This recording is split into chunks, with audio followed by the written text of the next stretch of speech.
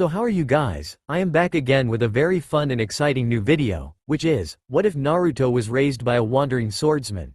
Before video started, do like, share and subscribe to the channel and comment down your favorite part.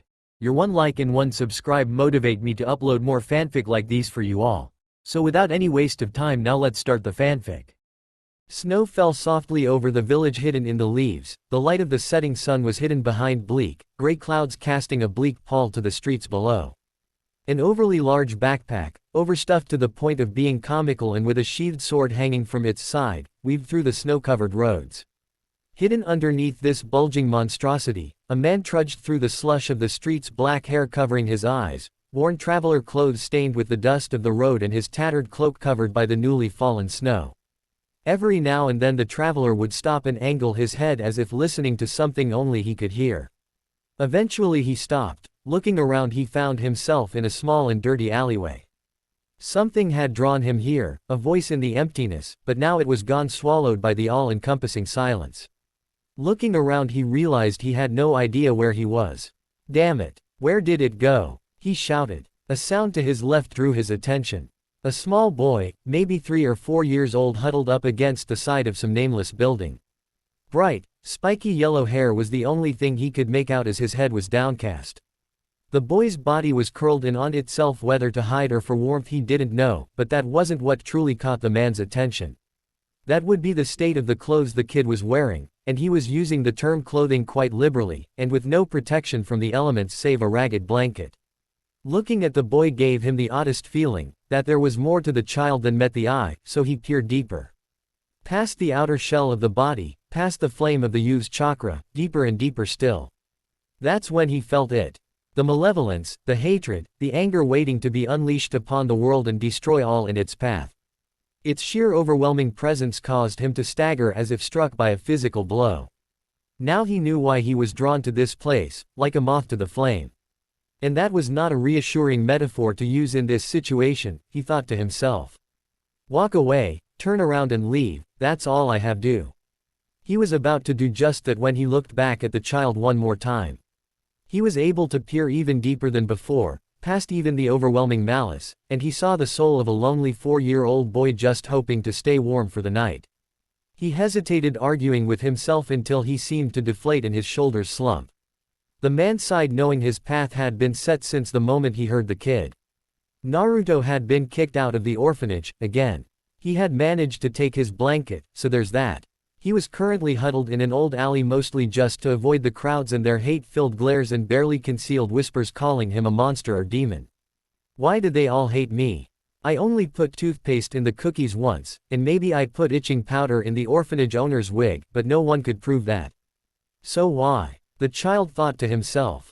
The reason he had been kicked out this time was because prospective parents were visiting the orphanage today, and I don't want them to be scared away by you little monster, had been the orphanage owner's excuse. As if the owner really needed an excuse, he just so happened to have one this time. What if they didn't hate me and had wanted to adopt me? This thought had been continuously running through his mind all night, followed quickly by the realization that no one would want to adopt the hateful demon. These warring thoughts filled Naruto with hope, only for said hope to be ruthlessly carved out, leaving him feeling emptier than before. He was brought out of his constantly cycling thoughts by the sound of someone walking down the alley. Naruto curled deeper into himself, hoping that whoever it was wouldn't yell or throw something at him. He liked his chances since the man didn't smell like that stuff some of the adults drank before trying to chase him. Damn it, where did it go? The stranger yelled out. Naruto flinched at the harsh tone in the man's voice, causing the piece of cardboard he was sitting on to scrape across the ground. Please don't see me, please don't see me, please don't see me. Naruto was close to hysterics, thinking that the man was looking for him. All he could do was curl in on himself closer and hope he wasn't seen.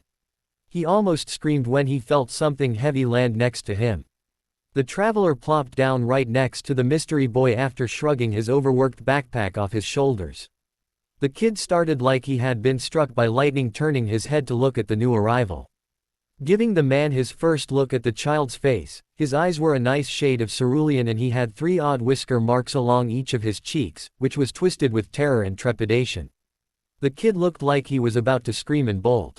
Panicking, the traveler started rummaging through his various pockets trying to find something to pacify the child. He felt the crinkle of plastic in one of his pockets and, realizing that sacrifices would have to be made in order to walk this path, pulled out a small bag and offered it to the child. "Want a gummy bear?" What? Stuttered out the surprised boy. "A gummy bear? You know, a piece of candy," the stranger replied while waving the small bag in front of Naruto's face.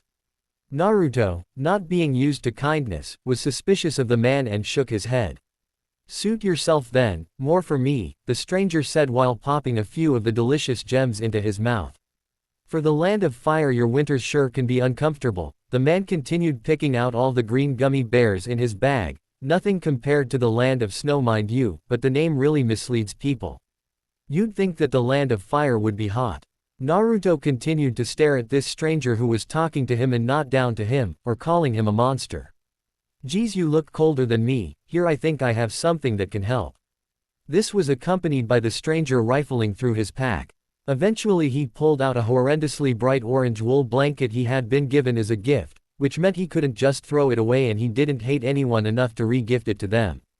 Luckily he now could make use of the ugly thing. "Here, use this, it should keep you warm," he said as he tossed it over the kid's head.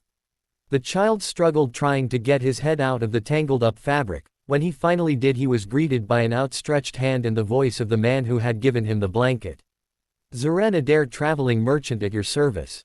Tentatively Naruto reached out and shook the now identified Zeren's hand before retreating back and wrapping the warm, orange blanket around him. "Generally it's considered good manners to introduce yourself after someone else does the same," Zeren chided the child gently. Naruto Uzumaki," Naruto stuttered out. "Well Naruto, are you sure you don't want a gummy bear? They're tiny but full of fruit juicy goodness," Zeren asked while offering the plastic bag he was holding one more time. This time Naruto reached into the bag and pulled out a sizable handful. He then tried to stuff as many as he could into his mouth at once. No, you only put a few of them in your mouth at a time, otherwise you can't taste them." "Kids," Zeren sighed in exasperation. "How Naruto said around a mouthful of candy. "Swallow, then speak," Zeren said while bopping Naruto on the head. After a bit of chewing, Naruto managed to swallow the gummy bears in his mouth. "Thank you." "So what's a kid like you doing out here in the middle of the snow?" Zeren asked. "They kicked me out of the orphanage," Naruto replied. "Well, that seems uncalled for. You hungry? I'm pretty sure I have something in here more substantial than candy," Zeren said as he rifled through his pack. "I'm fine with candy," Naruto replied while stuffing the rest of the gummy bears into his mouth. The merchant turned back around and bopped Naruto on the head again. "No, you are a growing boy and need a balanced diet." Naruto just looked at him dubiously. Ignoring Naruto, Zeren started to rifle through the various pockets on his pack again. "Besides, I'm out of gummy bears. Let's see, trail cheese, no that's too hard. Trail bread, no that's even harder. Ate all the jerky earlier. Let's check my produce pocket, wow, I need to clean this out more often. Well, trail food it is." Zeren handed a piece of hard cheese and an even harder piece of bread to Naruto. "How does this balance with a diet?" Naruto asked in the way only children can. "It's just a turn of phrase, pay it no mind," Zeren replied waving Naruto off. "How does a phrase turn?" "Just eat the food." Naruto wanted to ask more questions but was too hungry to ignore the food in front of him. It tasted terrible and was tough as nails but was seasoned with the greatest of all spices, hunger, and Naruto ate all of it. Chewing through the trail food tuckered Naruto out and afterward his head began nodding from fatigue. Eventually Naruto snuggled up to the nice merchant and fell asleep. Naruto awoke to something unusual, warmth. Rubbing the sleep out of his eyes, Naruto found that he was curled up against someone. That someone being Zeren, the nice man who had given him some food, candy, and a nice blanket the night before. "Finally awake, I see. You are quite the heavy sleeper, it's almost lunchtime," Zeren said while putting away the ledger he was working on. Naruto was confused. Nobody, aside from the friendly grandpa with the cool hat, was ever nice to him. "What's more confusing is that you think that I need a reason to be nice to a kid," Zeren answered Naruto, who hadn't realized he had vocalized his thoughts. "Now let's go get some food. You ate the last of the stuff I had on me," But first, Zuren said as he stood up and made a cross with his fingers, "Shadow clone jutsu," he said, and with a poof of smoke 2 exact copies of himself came into existence. One of them rifled through the original's pack before pulling out a folder filled with papers. The other grabbed the pack and slung it onto his back. With a wave, the 2 clones left the alley separately. "Are you a ninja?" Naruto yelled after he snapped out of his star-struck state. "No, but I can use jutsu like one, kid," Zuren replied while striking a heroic pose and looking off into the horizon. "Can you teach me how to do that?" Naruto basically shouted as he jumped to his feet. "It's a pretty hard jutsu to perform, I don't think you're ready for it." Zuren answered him while ruffling Naruto's hair. "Well, I'm going to be the best ninja ever," Naruto replied defiantly. "I don't doubt it, kid, now let's go get some food, I'm hungry." With that, Naruto happily skipped after Zuren, who had attained hero worship levels in his eyes. Zuren whistled as he walked down the street looking for what he needed. Naruto was sticking to him like a shadow. Zuren's mood had started out pretty good. Naruto had kept him in one place long enough to get some actual work done. The sun was shining and he had a companion to spend the day with, a good start. His mood, however, deteriorated quite quickly. Not because he was hungry, no, he had been hungrier. His deteriorating mood was due to the glares and not even concealed whispers being directed not at him but the 4-year-old kid holding onto his cloak.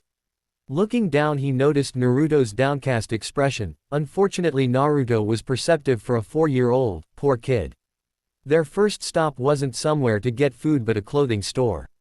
"You need some new clothes," Zuren answered Naruto's questioning stare while ushering him into the store. The man working turned to Zuren smiling, but that smile turned into a grimace when he saw Naruto hiding behind Zuren's legs. "I'm sorry sir, but you'll have to leave," the employee said with a sneer. "And why is that, may I ask?" Zuren asked in a biting tone, having lost his previous good cheer.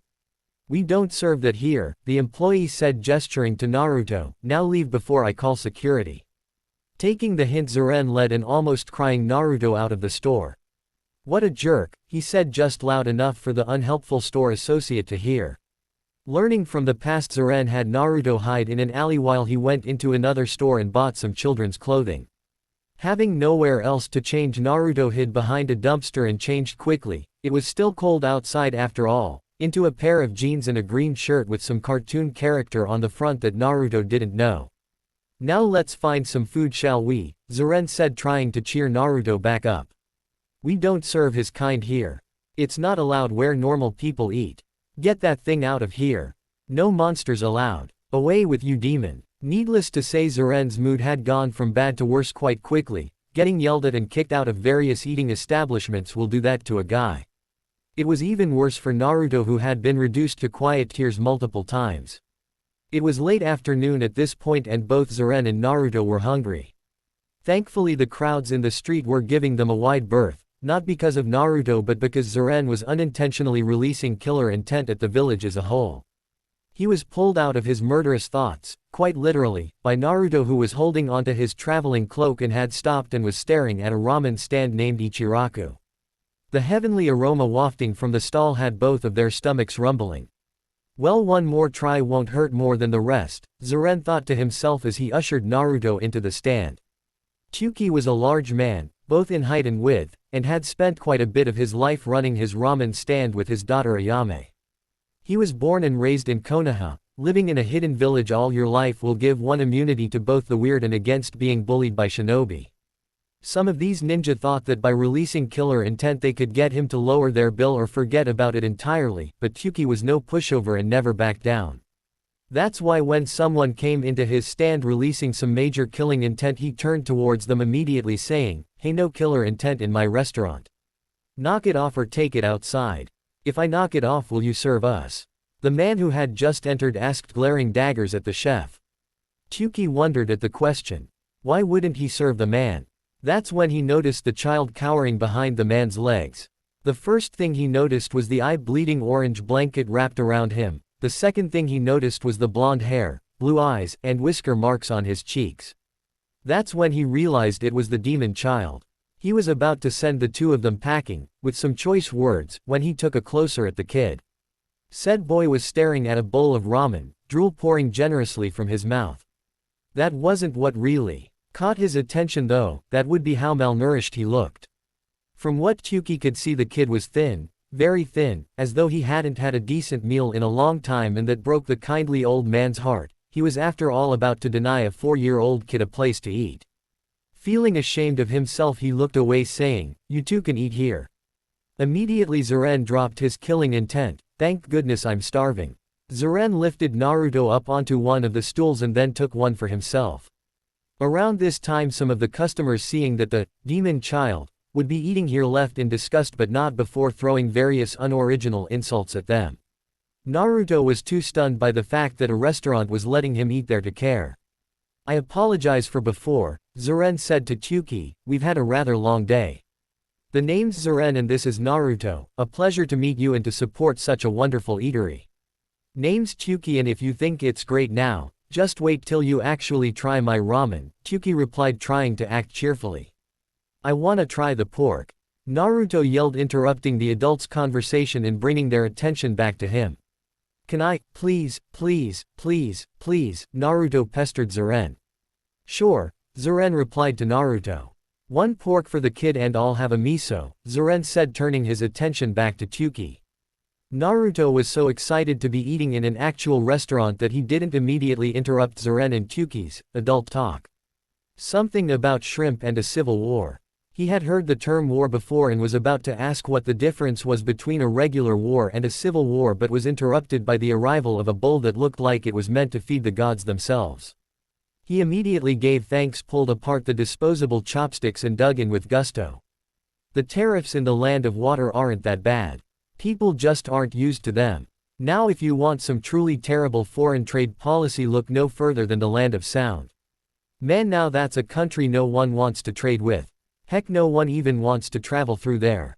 Zuren had struck up a conversation with Tyuki while eating his ramen.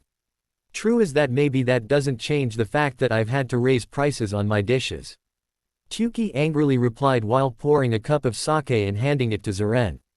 "Besides, as long as the war continues, it's only going to get worse." "True, and from what I heard, it won't be ending soon." Here," Zuren said as he pulled out a pen and began writing on a napkin. "This is the name of a guy the first know from the land of lightning. He fishes for shrimp and he's been hoping to go international for a while now. Everything's all set up, he just needs some customers." Zuren finished as he handed the napkin to Tyuki. "Land of lightning, you saw.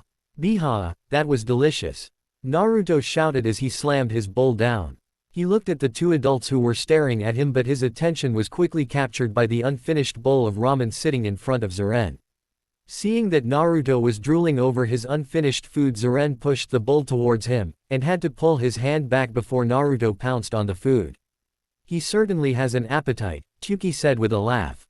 "So it would seem," Zuren replied while rubbing his hand. "Anyway, just tell the guy the first sent you, he'll set you up with a good deal. Spread the word too, for every guy the first send his way, he treats me to a luxury dinner." "Biha, delicious. Can I have some more, please?"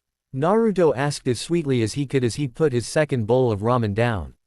"Sure, why not? Another bowl for me and another two for the ramen disposal here," Zuren said with a chuckle. "3 bowls coming right up," Tyuki said as he turned around to prepare more food. After a couple more bowls and some more friendly banter, Zuren paid for their meals and the two left Ichiraku in much better spirits than when they arrived. Naruto wasn't even bothered by the glares, he was so happy. The two simply walked around for a bit before Zuren abruptly pulled Naruto into an alley.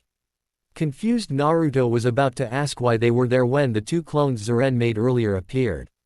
The one who had taken the folder of papers handed them to the original. After looking through the papers, Zuren nodded and the clone disappeared in a puff of smoke. "Did you get everything?" Zuren asked the remaining clone. "Yes sir," the clone replied with a salute. "Good, you know what to do," the original said as he took his backpack back from the clone, who promptly vanished as suddenly as he came, but not in a puff of smoke like the other one. "It seems that my business has concluded here in Konoha," Zuren said as he turned his back on Naruto. "And that I need to be leaving soon." Tears started welling up in Naruto's eyes. "Why? Can't you stay longer? Weren't we friends? Why to have to leave?" He sobbed through tears. Zuren turned back around and bopped Naruto on the head. "Let people finish when they're talking." Zuren watched Naruto, who was rubbing the spot Zuren hit and trying to hold back his tears for a bit to make sure he wasn't interrupted again. As I was saying, I will be leaving Konoha soon. But the open road is a big place and I could always use a traveling companion. Zuren finished. What? Naruto stuttered out, not quite understanding what Zuren was saying. Do you want travel across the elemental nations with me, Naruto? Zuren asked, completely serious. Naruto was stunned for 1 minute, then 2. Are you adopting me? The dream of every orphan, adoption. The idea that someone would come along and say that he wanted you to be another member of their family. Naruto was scared that he had misunderstood the question entirely, but couldn't pass up the opportunity to make sure he heard right. If you want to get technical, yay, I guess I am, Zuren replied, rubbing the back of his neck. Naruto, no longer holding back his tears, rushed Zuren and hugged him to the ground. Sobbing, Naruto simply held onto his new family and never wanted to let go. Zuren just smiled softly and ruffled the crying boy's hair. A few hours later found Zuren ready for another journey, and Naruto, a backpack of his own, walking out of the front gates of Konoha. The Chunin on duty let them pass without contest, glaring daggers into Naruto the entire time. Naruto was so excited, he had a new family, he was going outside the village for the first time, and he never had to go back to the terrible orphanage. Zuren started whistling some half-remembered song. Naruto, seeing this, tried, and failed, to copy him. After all, why not whistle? An endless path was open before them, waiting for a traveler to walk it. Life was good. What do you mean you don't know where he is? The third Hokage, Hiruzen Sarutobi, shouted as he lost some control over his quickly growing temper. Mr. Norihama, a portly, aging gentleman wearing a rather horrendous-looking toupee, was currently sweating a river as he stood before the normally kindly old man who was giving off enough killing intent to make a Biju feel self-conscious. The B-boy sometimes runs off and disappears from time to time. He is usually only gone for a day or two, but he always comes back. Mr. Norihama tried to stutter out, but the unguarded rage oozing out of the Hokage was making it extremely difficult to enunciate. How long has he been gone? And to remind you, Mr. Norihama, lying to your Hokage is considered treason, Hiruzen said, letting the threat hang in the air. Even days now, Mr. Norihama barely whispered, looking everywhere but the angry Hokage. You mean to tell me that Naruto has been gone for 7 days, and you are only now telling me? Hiruzen yelled as he slammed his fist down on his desk, sending cracked spider webbing along its surface. Breath in 1, 2, 3, breath out 1, 2, 3. The aging Hokage repeated this mantra over and over again, trying to rein in his anger before he leapt across the desk and beat Mr. Norihama to death with his own wig. It would be difficult, but he could manage it. Hiruzen also had no doubt the only reason he was being told now was because his monthly visit was tomorrow. Rat! Instantly an Anbu Black Ops wearing a rat mask appeared before the Hokage. Escort Mr. Norihama back to his residence and ensure he remains safe until I call for him. Norihama, who had passed the point of being terrified about a mile ago, was about to say he didn't need an Anbu escort. Until he realized that the Anbu wasn't going to actually make sure he was kept safe. All the orphanage owner could do was to move robotically with the help of the Anbu known as Rat. Continuing his breathing exercises, Hiruzen hit a button on his desk and 4 Anbu materialized before him. Naruto Uzumaki has gone missing. The third Hokage said as he pulled out a photograph and handed it to the nearest Anbu member, who was sporting a monkey mask. Go down to the ready room and take as many shinobi as you can and find him. Yes, sir. The 4 Anbu shouted as they disappeared as quickly as they appeared. Hiruzen, realizing that he wasn't going to be able to get any of his paperwork done, reached into a drawer on his desk and pulled out his pipe and stash of tobacco. He had been smoking for about 10 minutes when there was a knock on the door. Before the Hokage could say enter, Monkey entered the room, followed closely by a Chunin Hiruzen vaguely recognized, having just been promoted and was stationed in the ready room waiting for his next assignment. The Chunin was about to greet the Hokage when Hiruzen, not in a mood that resembled good in any way, interrupted him, saying, "Do you have information on Naruto Uzumaki?" "Why yes sir," the Chunin replied, unnerved by the abrupt manner of the normally cordial old man. "About a week ago I was stationed at the gate when I saw someone escorting the demon brat out of the village. I didn't stop them thinking that we could finally be rid of the vile monster. The temperature in the room dropped at least 10 degrees as the third Hokage, who had been given the title, God of Shinobi, did not even try to hide his bloodlust. What did you say? The demon B brat was escorted out of the versus village, the Chunin stuttered out. He had never been more scared in his life. Even the Anbu standing next to the Chunin was terrified.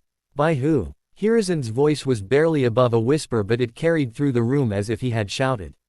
I didn't get a good look, but I think he was merchant. Sir, the Chunin was about ready to piss himself standing before the angered cage. The Hokage remained silent for a few minutes, staring off into space. Finally Hiruzen looked at the scared teenager and spoke quietly and slowly. You will walk to the chair directly opposite my office door and sit down, and if you so much as breathe in a way that I find distasteful, I will rip out your intestines and strangle you with them. Despite being spoken in a barely audible whisper, the threat carried the weight of a mountain. Go. The Chunin turned and almost ran for the chair he was directed to. Seeing that the young shinobi had turned into a statue on his chair, Hiruzen turned to Monkey. Continue the search. Hopefully the idiot was mistaken. Sir, Monkey replied before vanishing. Hiruzen sighed and pushed the button on his desk, summoning 4 new Anbu operatives. Find Itachi Uchiha and bring him to me. Inform him he will be leading an S-class mission. Departure will be immediate, Hiruzen said to the first Anbu. Sir. Hiruzen then turned to the second Anbu. Go to the Aburame clan, the Hiwai-ga clan, and the Inuzuka clan and tell them I need their best trackers of Jonin level for an S-rank mission. Tell them they will be leaving immediately as well. Sir. The aging Cage looked at the third Anbu. Find Inojin Yamanaka and bring him here. Sir. Bringing his attention to the last Anbu, go to the intelligence division and get a message to Jiraiya. Tell him, the fox has escaped the chicken coop, and tell him to bring Tsunade with him. Tell him that if she refuses she will be labeled as a missing nin. If she continues to refuse, tell her that her apprentice will be labeled as a missing nin too. Yes sir. For the first time one of the Anbu hesitated. Go. The Anbu vanished. Hiruzen sighed as he refilled his pipe. He pushed a different button on his desk. Yes Lord Hokage. A female voice came in over the intercom. Gather a team and go over the entry and exit records for the main gate starting 8 days ago. Look for any discrepancies. People checking in but not checking out. That sort of thing. Start with merchants and expand your search from there. And bring me a cup of tea, it's going to be a long night. Yes Lord Hokage. The aging Cage turned in his chair and stared out at the Hokage monument, more specifically the head of the fourth Hokage, Minato Namikaze. It had been such a simple promise, how could I have failed so miserably? I'm so sorry Minato. Hiruzen lost himself in his musings for a time and was pulled out when he heard his intercom turn back on. Lord Hokage, Inojin Yamanaka is here. Good, send him in. A tall man with long blonde hair walked into his office. Good, you made it Inojin, the Hokage said, not giving the Yamanaka time to say anything. Did you see the Chunin sitting in front of my office? At a nod from Inojin, Hiruzen continued. I want you to go through his memories of 7 days ago when he let Naruto Uzumaki walk out of the village accompanied by an unknown man. Find out who this man was. Yes Lord Hokage. Inojin replied, turning around and walking towards the still terrified Chunin. Several minutes later Inojin returned to report. I'm sorry Lord Third, but his memories are blurred with hatred and anything that was not the focus of said emotion is hazy and indistinct. The Yamanaka concluded. Thank you Inojin, take him to Morino, maybe he can get something out of him. Hiruzen ordered the Jonin with a sigh. As you command Lord Third, Inojin replied, not wanting to argue with the furious shinobi lord. A few minutes later Hiruzen's intercom turns on once more. Lord Hokage, an Aburame is here, stating he was requested for a mission. Yes, inform me when he is joined by Hiwai-ga, Inuzuka, and Uchiha. Yes sir. Hiruzen put out his pipe, it was time to get down to business. Sure enough, after about 15 minutes all 4 shinobi he had asked for were present. Kakashi Hatake, Himura Hiwai-ga, Sota Inuzuka, and most surprising of all, the heir to the Aburame clan, Shibi Aburame. Naruto Uzumaki, Jinchuriki of the Nine-Tailed Fox, has been kidnapped. The reaction was as he expected, shock. You are to find him and bring him back. If you are unable to bring him back, find out who took him. Itachi, you will be leading this team. Any questions? When and where was he last seen? This question came from Shibi. 7 days ago at the main gate, Hiruzen replied. Do you have anything with his scent? Asked Sota. Luckily Hiruzen did. Naruto had forgotten his scarf and the aging ninja hadn't gotten around to returning it. He handed it to the Inuzuka, who in turn held it over his Ninken's nose. You are to leave immediately. Sir, replied the team before hurrying out. The tired old man turned back and stared at the Hokage monument, contemplating where he had gone so terribly wrong. Night had fallen as 5 shadows rushed along the moonlit road. Leading these shadows was a large white and brown dog who every few feet would lower his nose and take a few sniffs before continuing forward. Behind him 4 shinobi followed. They had been on the hunt for over 12 hours and were beginning to tire. Luckily they were catching up as their target didn't seem able to move quickly. The team stopped for a quick rest and to confer about their assignment. Anything to report? Itachi asked. The scent cuts in and out intermittently, but we've picked up the scent of the other guy and can follow that easily. Sota Inuzuka informed Itachi. My Kikaichi bugs have been picking up wisps of chakra on this path. What does that mean, you ask? That someone or something with a massive amount of chakra has passed this way recently. Shibi Aburame stated in the monotone characteristic of his clan. I have yet to see anything with my eyes, unfortunately, Himura Higa said, a bit disappointed. Right, let's keep going, Itachi said before motioning the Inuzuka's Ninken to take the lead. A few hours later said Ninken stopped and whined to the Inuzuka. Looking confused, the dog shinobi dropped to all fours and began sniffing around with his Ninken looking more and more confused. Report, Itachi ordered. I don't get it. The scent trail just ends. Not only the Uzumaki's but his captors too. Broaden your search radius, see if they double-backed on us. Shibi, what do your bugs say? Itachi said as he turned towards the Aburame. The trail just ends, it makes no sense. Why? If they double-backed then the chakra trail leading to this point would have been stronger, but it wasn't. Even if they had begun implementing track hiding techniques they shouldn't be able to suppress the Jinchuriki's chakra. Shibi stated with a perplexed expression on his face, bugs buzzing around his body. Wait, I see something, Himura stated pointing up into a tree. It looks like a kunai with a piece of paper attached. It's embedded in a branch near the middle of the tree. Is it an explosive tag? Itachi asked as he took a defensive stance.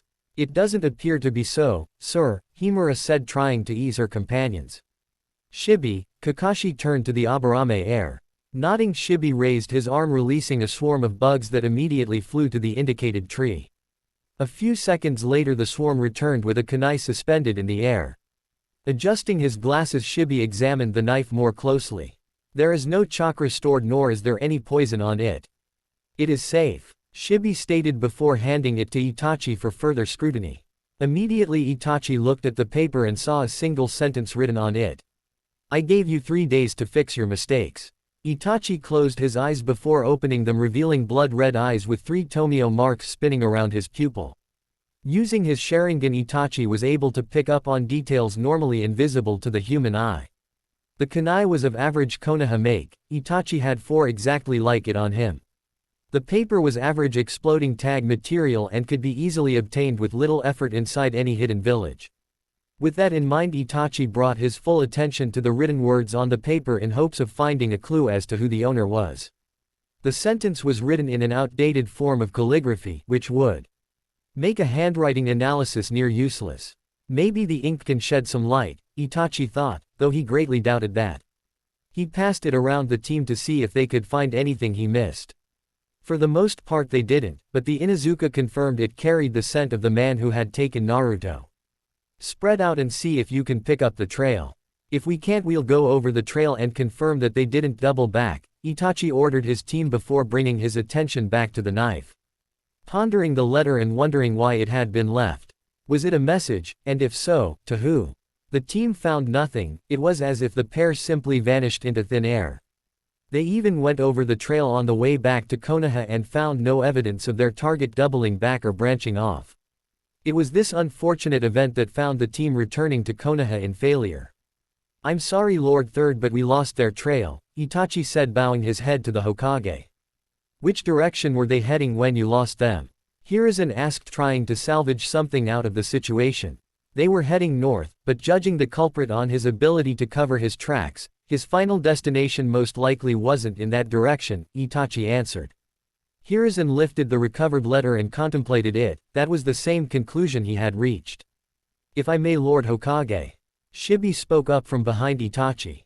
What is it, Shibi? Hiruzen said as he turned his attention to the Aburame.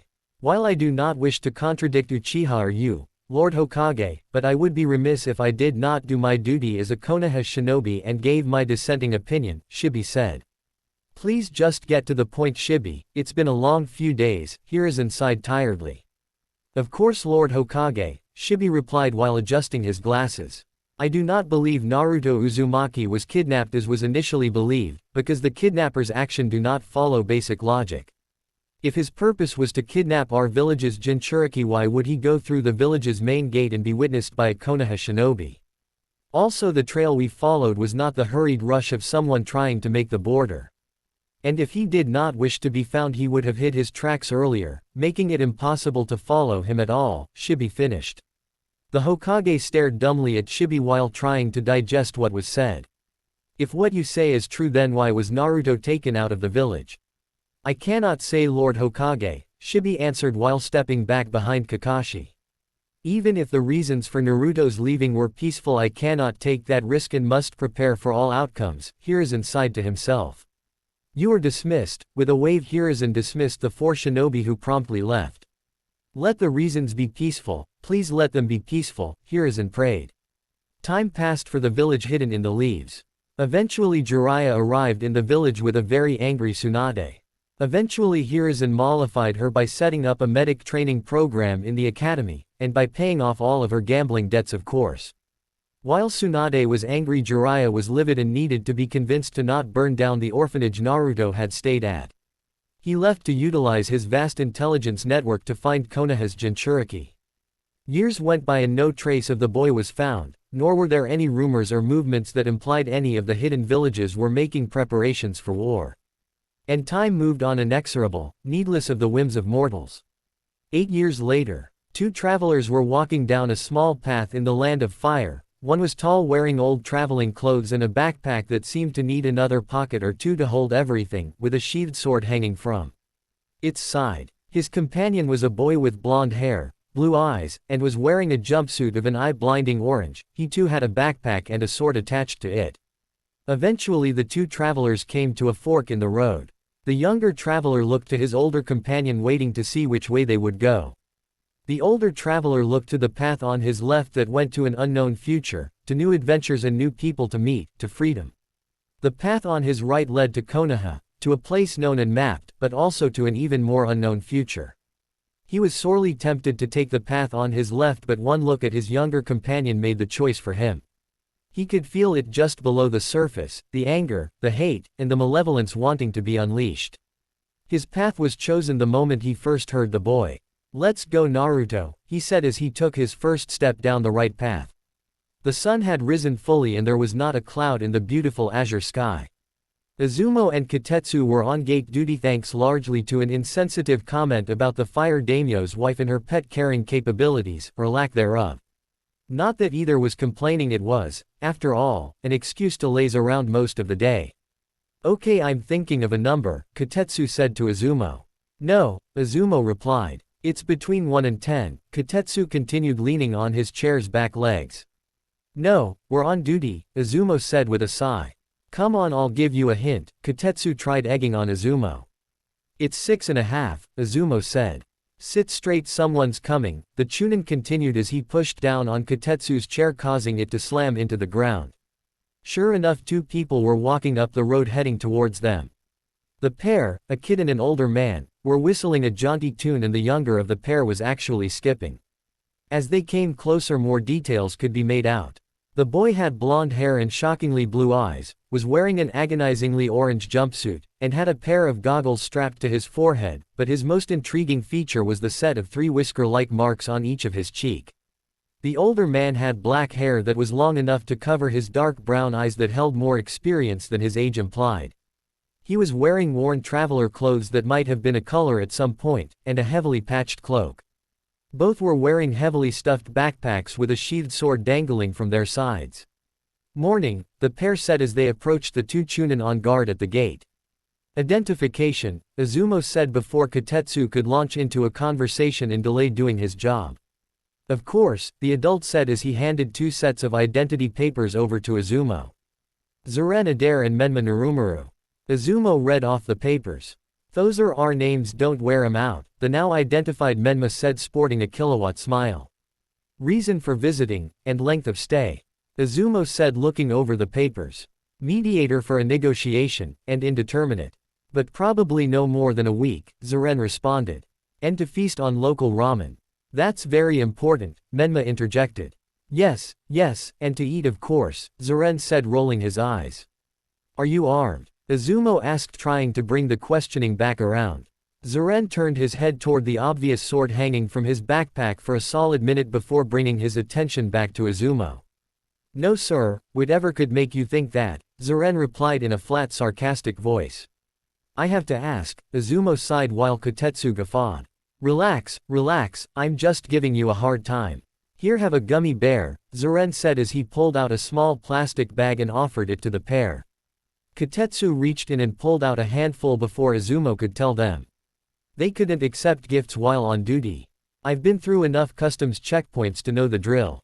Here, an itemized list of anything that can be construed as a weapon or inflict serious bodily harm. Izumo went carefully over the list while Kotetsu looked over his shoulder. Would you like to look through it? Zuren said as he hefted his backpack onto the counter. Oh wait, I almost forgot. I have exploding tags. Menma yelled out proudly. Why the hell do you have exploding tags? Zuren asked as he face-palmed. What have I told you about making those? You're going to blow yourself up. I'll need to see those, Izumo said sharply as he and Kotetsu both went on guard. Of course, Menma replied happily while pulling out a pile of small paper rectangles and presenting them proudly to Izumo. I drew them myself. I swear. I can't believe that Shinobi taught you how to draw them, Zuren said, his hand still firmly pressed to his face. Izumo and Kotetsu looked over them carefully but almost instantly saw something wrong. These won't work, kid, Kotetsu said holding one of the tags up. What? Menma's face fell. Yay, these things wouldn't spark let alone explode. You really need to work on your penmanship, Kotetsu said as he applied chakra to the tag which glowed briefly then nothing. Regardless, we'll have to confiscate them anyway, Kotetsu said, reverting back to being relaxed now that the danger had passed. Yes, and Menma will be more than happy to give you all the explosive tags he has on him, Zuren smiled at the pair while pushing Menma's head down into a bow. Grumbling, Menma fished through his pockets before pulling out more explosive tag duds. I said all of them, Zuren said, glaring at Menma. Groaning, the orange kid reached into his sleeve and pulled out a few more. Good, now apologize for making the shinobi worried. I'm sorry, Naruto apologized. Now tell them you won't be drawing any more, and that you won't be having ramen while we're in the village as punishment. Zuren commanded. What? Menma shouted, opening and closing his mouth like a landed fish. I told you those were dangerous. Obviously you need a more practical lesson to punch that through that thick skull of yours, Zuren finished by bopping Menma on the head. Rubbing his head, Menma turned to Izumo and Kotetsu and repeated what Zuren said. Izumo looked a little pitying at the boy who had been so excited to eat ramen, while Kotetsu grinned at not being the one who was being scolded for a change. Anyway, Izumo said after Menma finished talking. You're clear to enter. Welcome to Konoha. Thank you, gentlemen, and have a good day, Zuren said as put on his backpack and escorted a dejected-looking Menma into the village. Menma continued looking dejected until after getting out of sight of the gate before sporting a toothy grin. I can't believe how that always works, he said, smirking. As if I would make a mistake on an explosive tag. It's all about expectations, Naruto.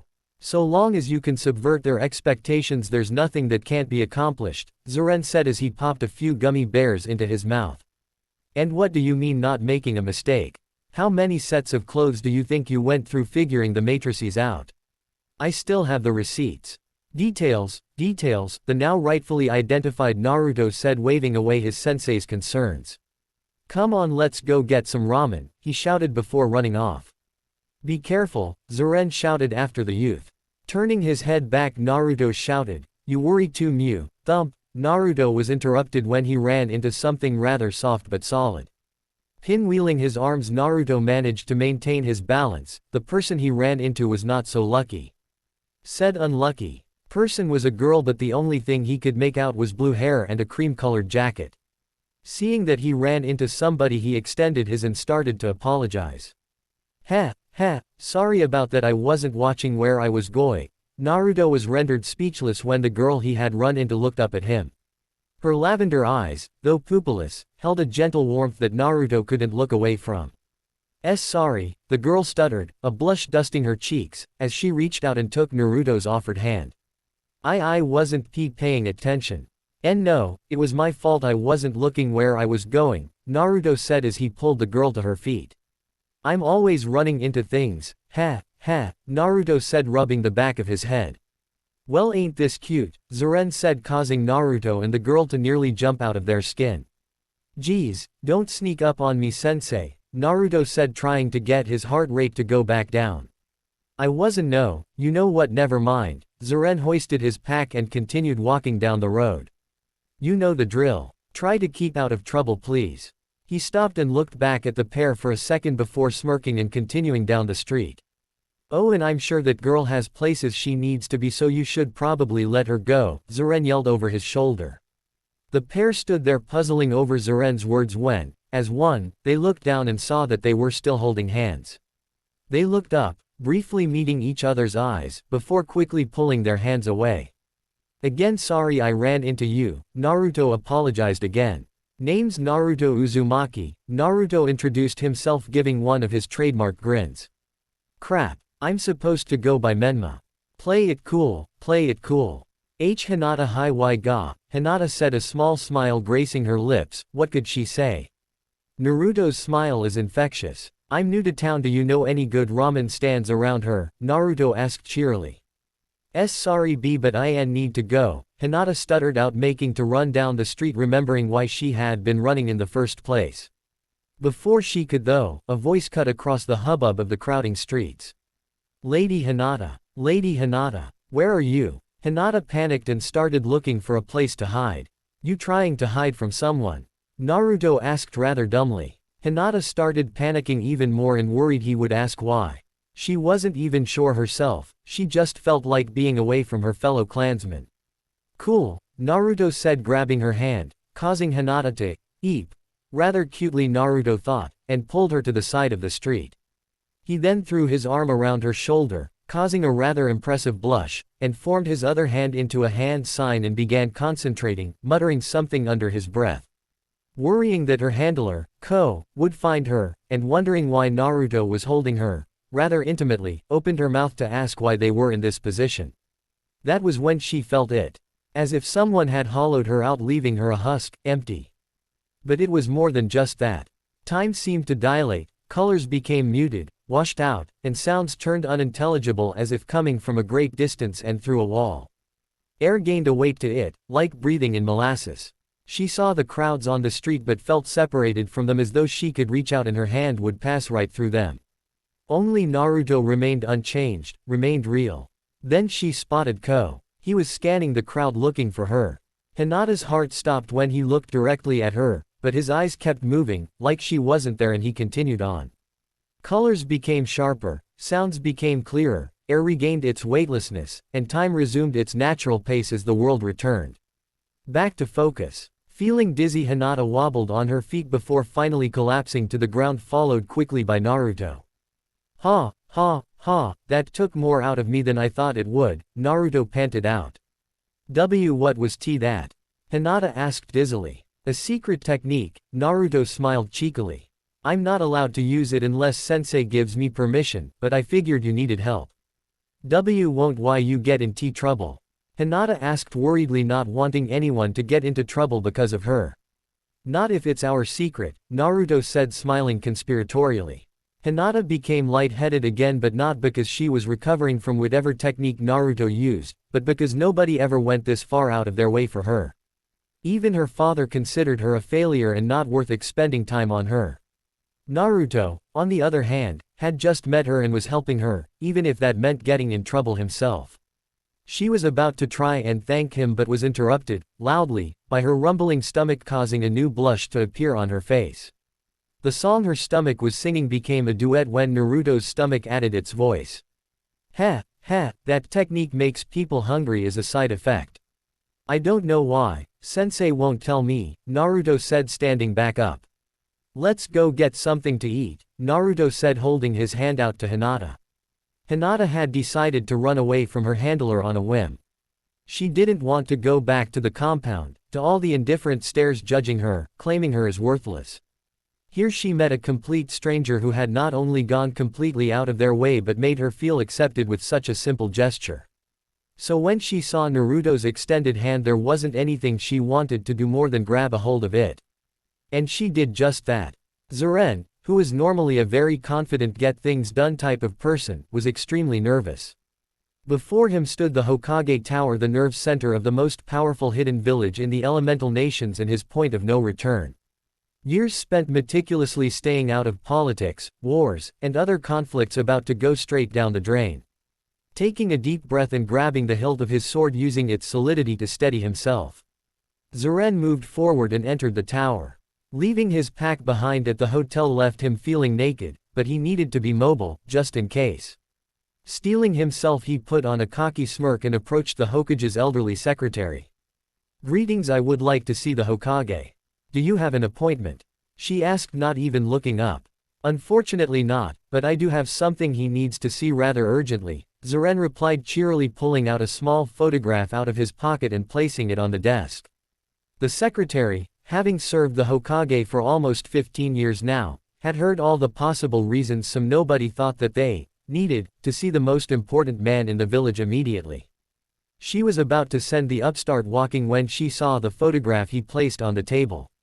It was of a youth approximately 7 years old wearing an orange t-shirt and blue shorts, smiling and giving a victory sign to the camera. But that wasn't what caught her eye. Oh no, no, no, that would be his blue eyes, blonde hair and most importantly the 3 whisker-like marks on each of his cheeks. There could be no mistake, it was the demon brat who had gone missing 8 years ago. A night she would always remember due to the immense bloodlust emanating from the Hokage's office. But the kid went missing when he was 4 and the picture showed him older than that. The realization of what that meant hit her like a ton of bricks. This man had seen the demon kid after he went missing. She looked back and forth between the picture and the swordsman standing before her, trying to get her brain working again. Something like this was way beyond her pay grade. Without saying a word, she stood ramrod straight and bolted towards the Hokage's office. Giving a sigh of relief that the first part of his plan was working, Zuren took a seat and waited. He could sense the surge of emotions coming from the office as well as Anbu moving around him, getting into position to attack if they should be ordered to. So far so good. About a minute later the secretary walked robotically out and turned towards him. He will see you now, she said mechanically. Zuren stood up, bowed to the terrified secretary before leaping out of the frying pan and straight into the fire. The Hokage was glaring at him the moment he stepped through the door. If looks could kill, Zuren would have burst into flames the moment he entered the office. I will warn you right now, if this is a waste of my time I will not act mercifully, the Hokage said. I assure you the information I have is well worth your time. The name's Zuren, Adair, an honor to meet you, Zuren said jovially, extending his hand towards Hiruzen. Where did you get this picture? Hiruzen cut straight to the point, ignoring the outstretched hand. I took it myself, of course, Zuren replied, taking a seat when he realized that a handshake was not incoming. I was the one who took him from the village after all. What? Hiruzen's facade briefly broke at the straightforward answer. Zuren could see the gears in his head turning, piecing everything together. You admit to kidnapping Naruto Uzumaki. It was not a question. I did not kidnap anybody, Zuren's jovial tone dropped from his voice. I saw a 4-year-old boy wearing rags in the snow and decided to give him a better life. You think that's all he was, a simple 4-year orphan? Hiruzen asked, losing hold on his anger. Of course not, he's the Jinchuriki of the Kyuubi. Zuren replied simply. I knew the moment I saw him. Hiruzen was reeling at this point. The man responsible for what he considered one of his greatest failures was sitting before him, calmly talking about it like he was discussing the weather. Trying to get a hold of his emotions, Hiruzen tried asking questions to make this whole thing make sense. How did you know? I'm a censor, but not just any censor. I'm the best goddamn censor you'll ever meet, Zuren replied proudly. His seal is very well made, though I had to concentrate in order to feel what was underneath. So you kidnapped Naruto knowing he was our Jinchuriki. And just damn the consequences, Hiruzen said through gritted teeth, leaking killer intent. I did not kidnap him. Zeren enunciated each syllable, releasing his own killing intent. Kidnapping implies I took him from somewhere safe. I can tell you without exaggeration or hyperbole that I gave Naruto a better life than he ever could have had here. Who are you to make that call? Hiruzen all but shouted. A 4-year-old child thrown out into the cold with barely even a blanket. Adults calling him a monster and telling their kids to hate him. All because their beloved hero picked him out of a crowd. You'd be lucky if he didn't try to release the Kyuubi just so he could watch this wretched village burn. Zeren said, putting as much venom into his voice. Hiruzen took a breath to argue back, but as the man's words sunk in, he deflated. He was right, he was absolutely right. After Naruto's disappearance, Hiruzen did a little digging and discovered all the mistreatment aimed toward Naruto. More than a few heads rolled because of it. Hiruzen wanted to be angry at this man who had nearly thrown the village into disarray, but found that he couldn't muster any true rage. If this place is so wretched, why are you here? Hiruzen asked, looking and feeling his advanced age. Zeren took a deep breath, centering himself. He had let his emotions get the better of him, and that was helping no one, least of all Naruto, who the person this whole thing was for anyway. Let me put this on the table up front. I didn't choose Konoha because it was the best choice. I chose Konoha because it was the least terrible choice. At the Hokage's raised eyebrow, Zeren continued. As Naruto has matured, the seal has, for lack of a better term, evolved. Over the years it has started releasing more and more of the Kyuubi's chakra into his system. I can't help him alone. Has it affected his personality? Hiruzen asked, concerned. No. The changes are still subtle. Even Naruto himself doesn't know, Zeren said calmly. And you want our expertise so you can help him, Hiruzen finished. The aging Kage wanted with all his heart to simply give Zeren everything he needed to help Naruto, to try and rectify his mistake. But he was the Hokage first and Hiruzen Sarutobi second. He had to put the village first. Why should I help you? I can just order my Anbu to find Naruto, have Root brainwash him into becoming loyal, and have you killed. In fact, I can order all that with a wave of my hand. And just so you know, you are surrounded by 6 Anbu agents with 8 more on the floor below us, and another dozen outside. I told you, I'm the best goddamn censor you've ever met. It would be in your best interest to not underestimate me. Zeren interrupted the Hokage. I have raised Naruto. He is my son and I will do anything for him. Hiruzen had to admit he was impressed. Not only did he get the count perfect, but his will was adamant. He meant every word. And as for why you shouldn't give that signal, I have set up a system with Naruto that when I release a signal only he could see, he is to flee. He can be quite slippery and catching him would be no easy feat. As for why you should help me, I could appeal to your emotional side, saying you could fix your mistake. Zeren was pleased to see the Hokage flinch at this and continued. But I am a merchant and understand give and take. I wish for Naruto to join Konoha as a shinobi per his natural-born citizenship, and I wish to join as well per enemy defection law. Zeren finished explaining, waiting to see the Kage's reaction. Hiruzen was stunned for what felt like the umpteenth time today. First this man takes Naruto out of the village, but now, not only is he bringing him back, but also wishes to join the village. You want to join? Hiruzen asked dumbly. Did I stutter? Zeren replied. Why us? Why not join any of the other villages? Hiruzen asked, trying to buy time to order his thoughts. As I said, you're the least terrible choice. None of the lesser villages would have the necessary information or experience. Kiri is in the middle of a civil war. Kumo has some practices that I truly despise and would likely throw Naruto into their breeding program due to his Uzumaki heritage. Suna treats their Jinchuriki worse than you do. And joining Iwa would likely trigger a war when they learn you don't have your Jinchuriki.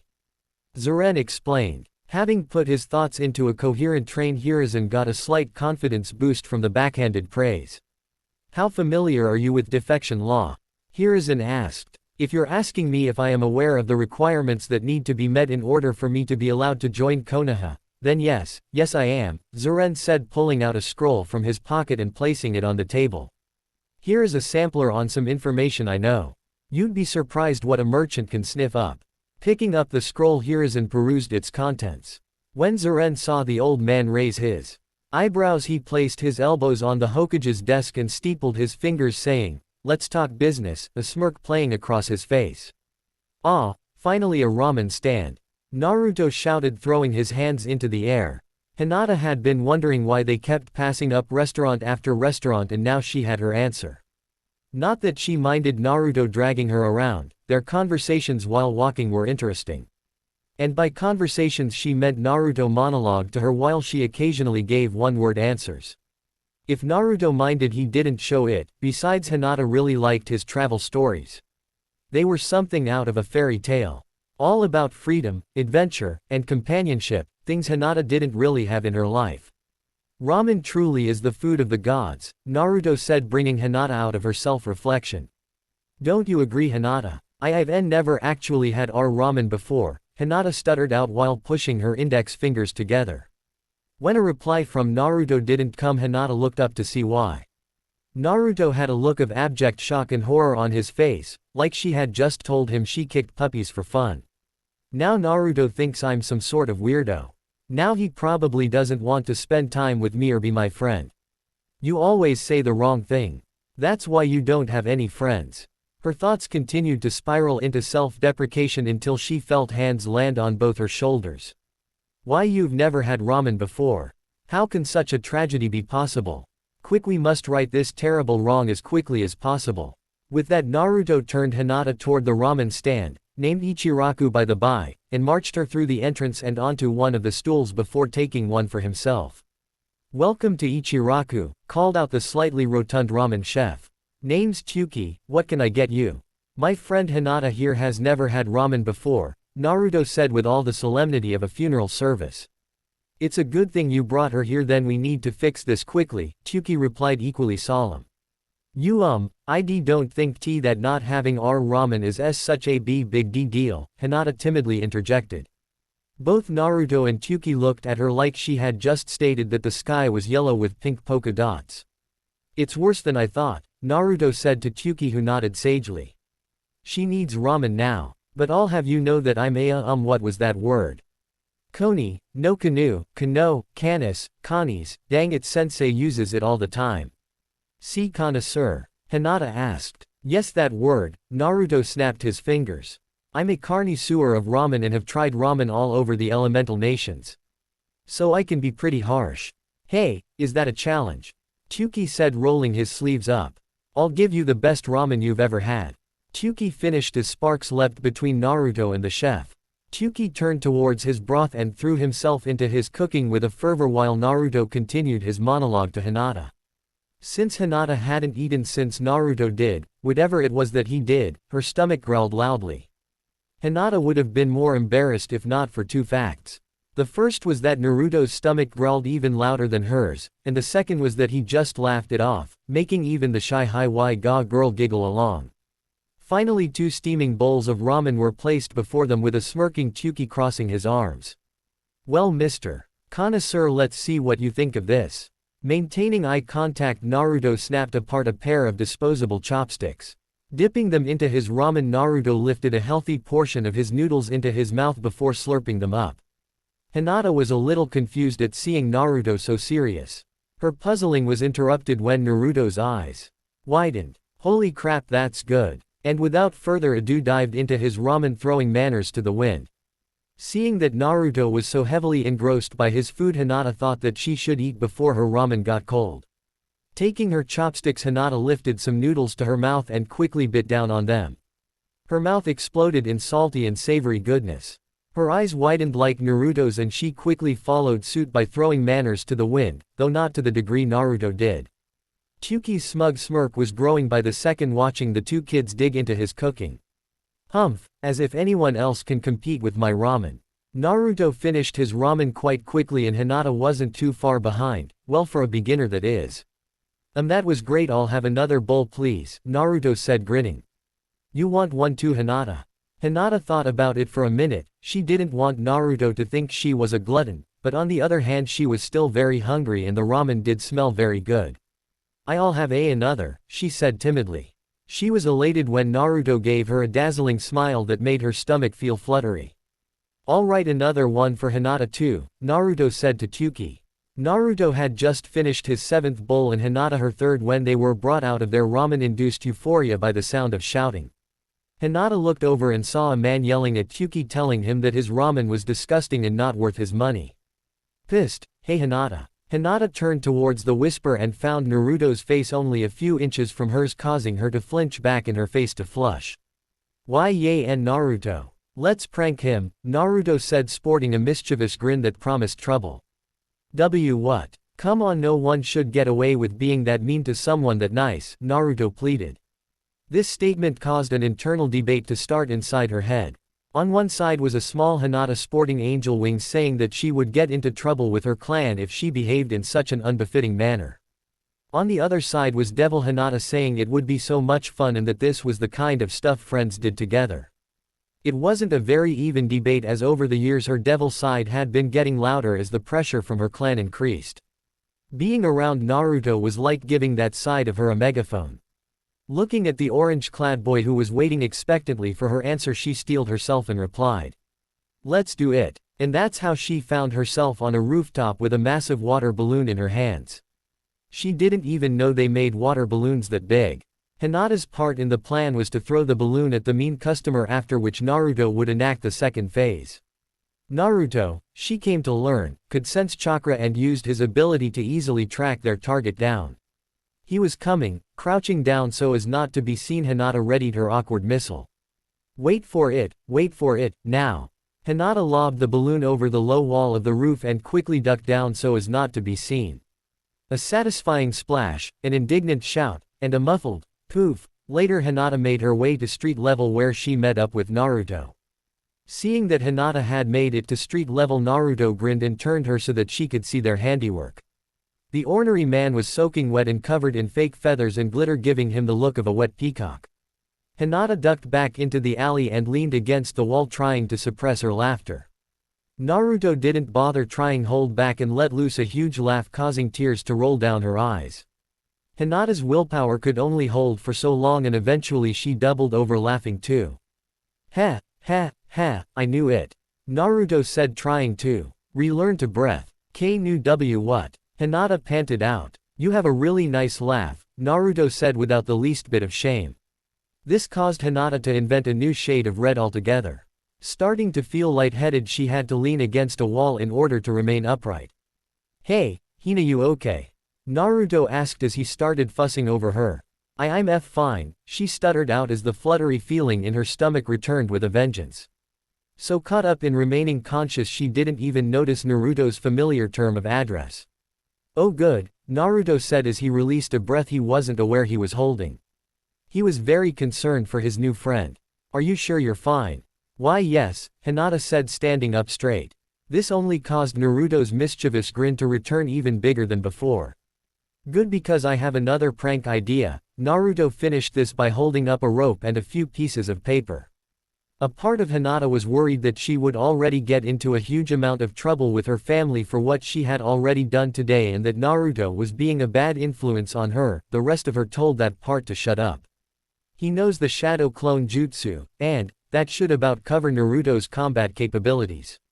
Zuren finished. "How does Naruto know the Shadow Clone Jutsu?" Hiruzen asked. "I taught it to him," Zuren replied, simply pulling out a brand new bag of gummy bears. "How do you know the Shadow Clone Jutsu?" the Hokage asked, even more perplexed. "Years ago I was a member of a caravan being escorted by some Konoha Junin," Zuren replied, offering some gummy bears to the aging man. "And one of these Junin taught it to you?" Hiruzen asked, wondering who he needed to have a long and detailed conversation with about this breach in security. "Course not. I don't think you quite understand the whole best goddamn sensor you've ever seen thing. I saw him use the jutsu, sensed how the chakra worked, observed the hand signs, and figured out how to perform it myself," the perplexing merchant said, popping a few pieces of candy into his mouth. "Just like that. You saw it once and was able to do it." Hiruzen had been thrown for quite a few curve balls over the course of the negotiation. He should have expected them by now. "Well, I can't do it like the Uchiha, where they see it once and can perform it instantly," Zuren began explaining. "It normally takes me a few weeks to be able to replicate a technique in this manner." And the technique I come up with is usually only a derivative of the original technique. Luckily the shadow clone jutsu is simple and was easily replicate-able. I mean come on, it has a hand sign. Hiruzen found this fascinating and was about to inquire what other techniques he had appropriated in this manner when Zeren leaned over in his chair and was staring over the old cage's shoulder. Turning around, Hiruzen was greeted by an unusual sight. What appeared to be a couple of his ninja were frantically running across the rooftops of Konoha, only for them to change direction sharply and run in the opposite direction. Turning to a shadow, Hiruzen signaled the Anbu to investigate what was going on. The two men sat there and enjoyed the spectacle of the ninjas running around like headless chickens. Their enjoyment was interrupted when the Anbu returned to report. "Lord Hokage," the Anbu said, bowing. "It seems that a pair of teenagers have gone around and have performed multiple practical jokes. Ranging from drenching a visiting dignitary to vandalizing a storefront with multicolored paint." "Smack. You gotta be kidding me," Zeren said through his hand. "Continue," Hiruzen said to the Anbu, glancing at the exasperated merchant. "Some of the victims were shinobi and they gave chase. However, the culprits are proving very difficult to catch and have laid traps to humiliate their pursuers." The situation escalated from there. "What of the pranksters themselves?" Hiruzen asked. "The culprits have proven most uncanny and have only seemed to be cornered when there was a trap to be sprung. However, we have a basic physical description of the two. One seems to be female, around 12 or 13 years old, short blue hair and a cream-colored jacket. The second one, who seems to be the mastermind, is around the same age, has blonde hair, and is wearing a bright orange jumpsuit." Thump! Zeren's head met the desk with quite a bit of force, causing the Anbu and the village leader to stare at man. "That idiot!" Zeren hissed to himself as he pushed himself up and made his way to the window. "He is in so much trouble, that ungrateful brat." Opening the window, Zeren climbed out and started jumping across the Konoha rooftops. Hiruzen, perplexed at this behavior from the serious man, did the only reasonable thing and followed. Adrenaline was coursing through Hinata's veins as she and Naruto ran from their pursuers. She couldn't remember the last time she had had this much fun. Sure, she was probably going to be in huge trouble with her father later, but Naruto's infectious laugh and the rush of outwitting those that chased them made her not care. Naruto's sensory ability had proved invaluable, allowing the wanted pair to easily lose or outmaneuver their pursuers. Stopping quickly and cocking his head like he was trying to listen to something distant, which Hinata had learned meant he was focusing on his chakra sense, grabbed Hinata's hand and tore off in a different direction. "Come on Hinata, it's time for the grand finale," Naruto shouted, giving her his biggest smile yet. "Oh okay," she answered breathlessly, wondering what Naruto had planned.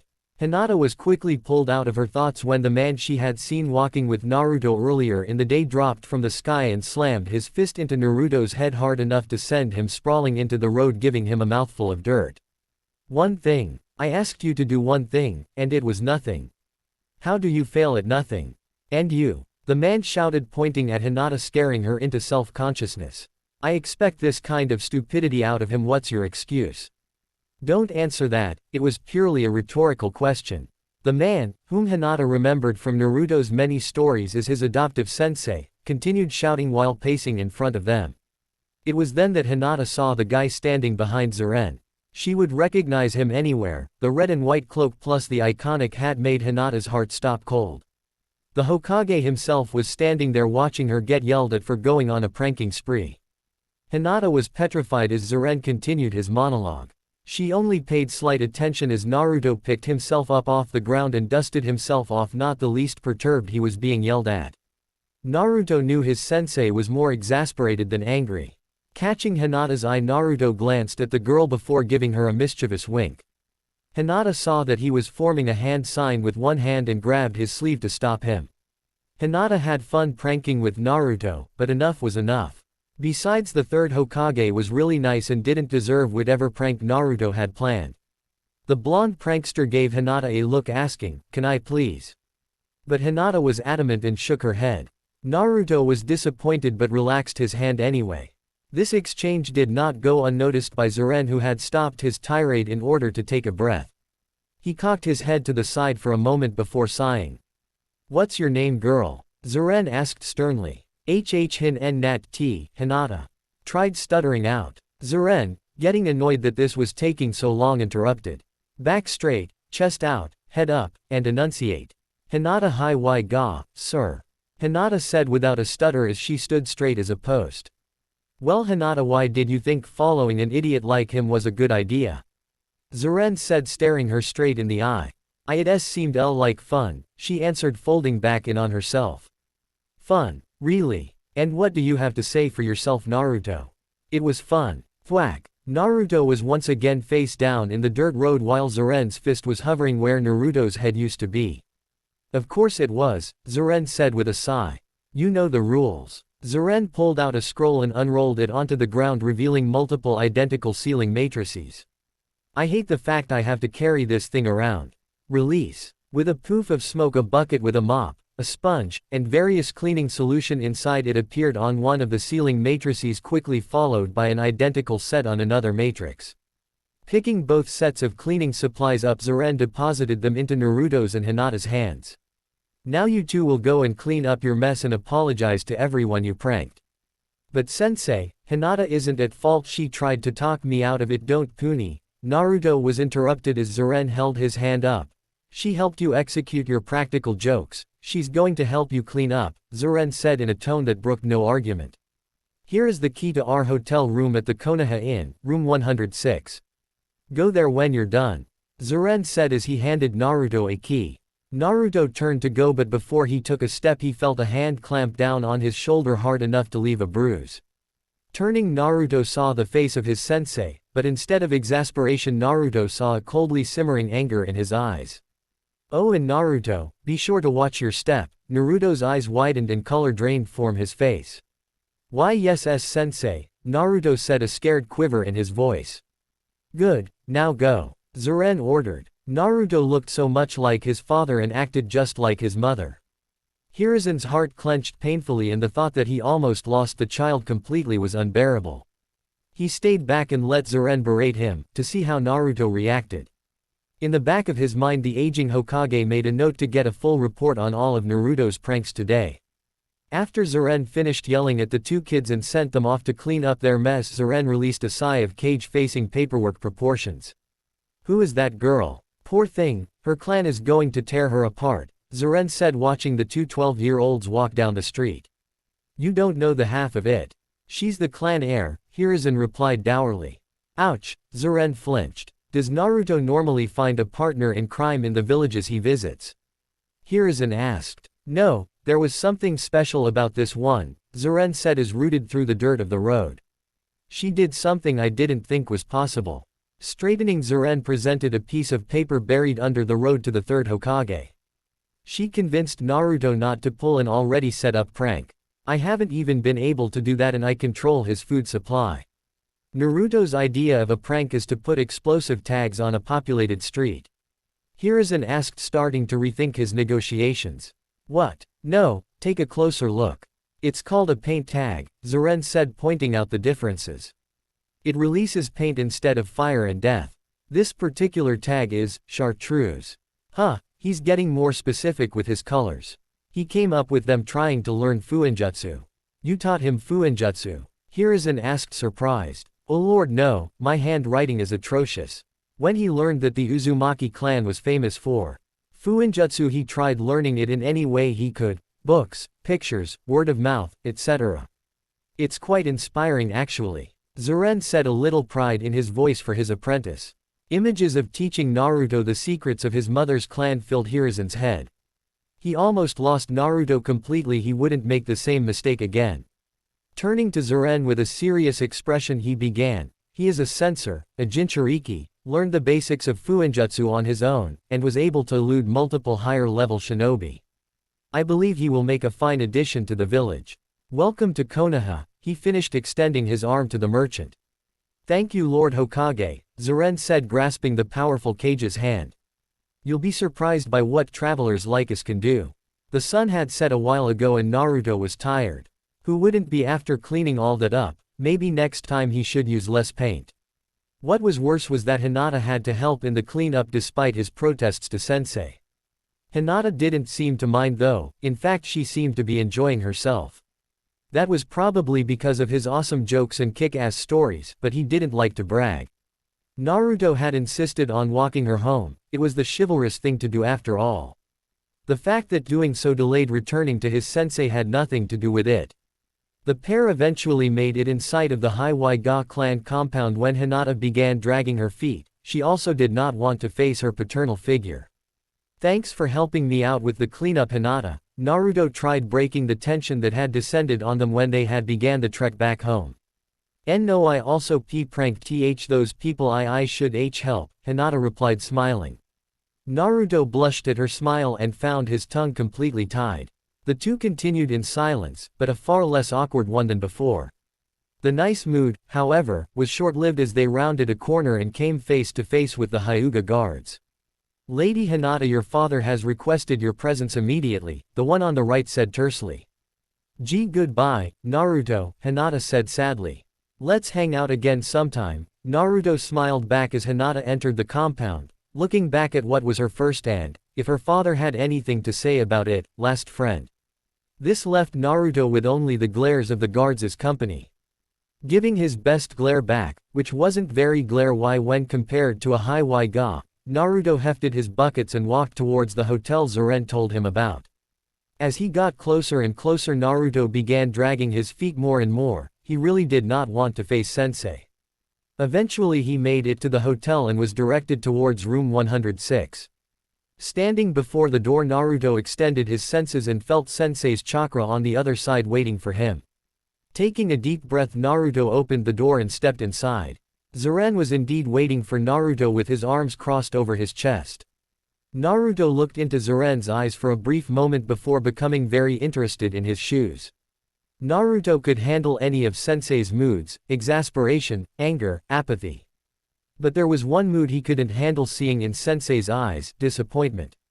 They stood there for a solid 5 minutes before Zeren finally broke the silence and dropped the hammer Naruto was waiting for. "Are you going to tell me why you decided to use the fifth step without my permission?" Hinata needed help, so I figured the fifth step would hide us, Naruto replied, keeping his eyes down. When a reply wasn't immediately given, Naruto looked up at Zeren's face, which was a huge mistake.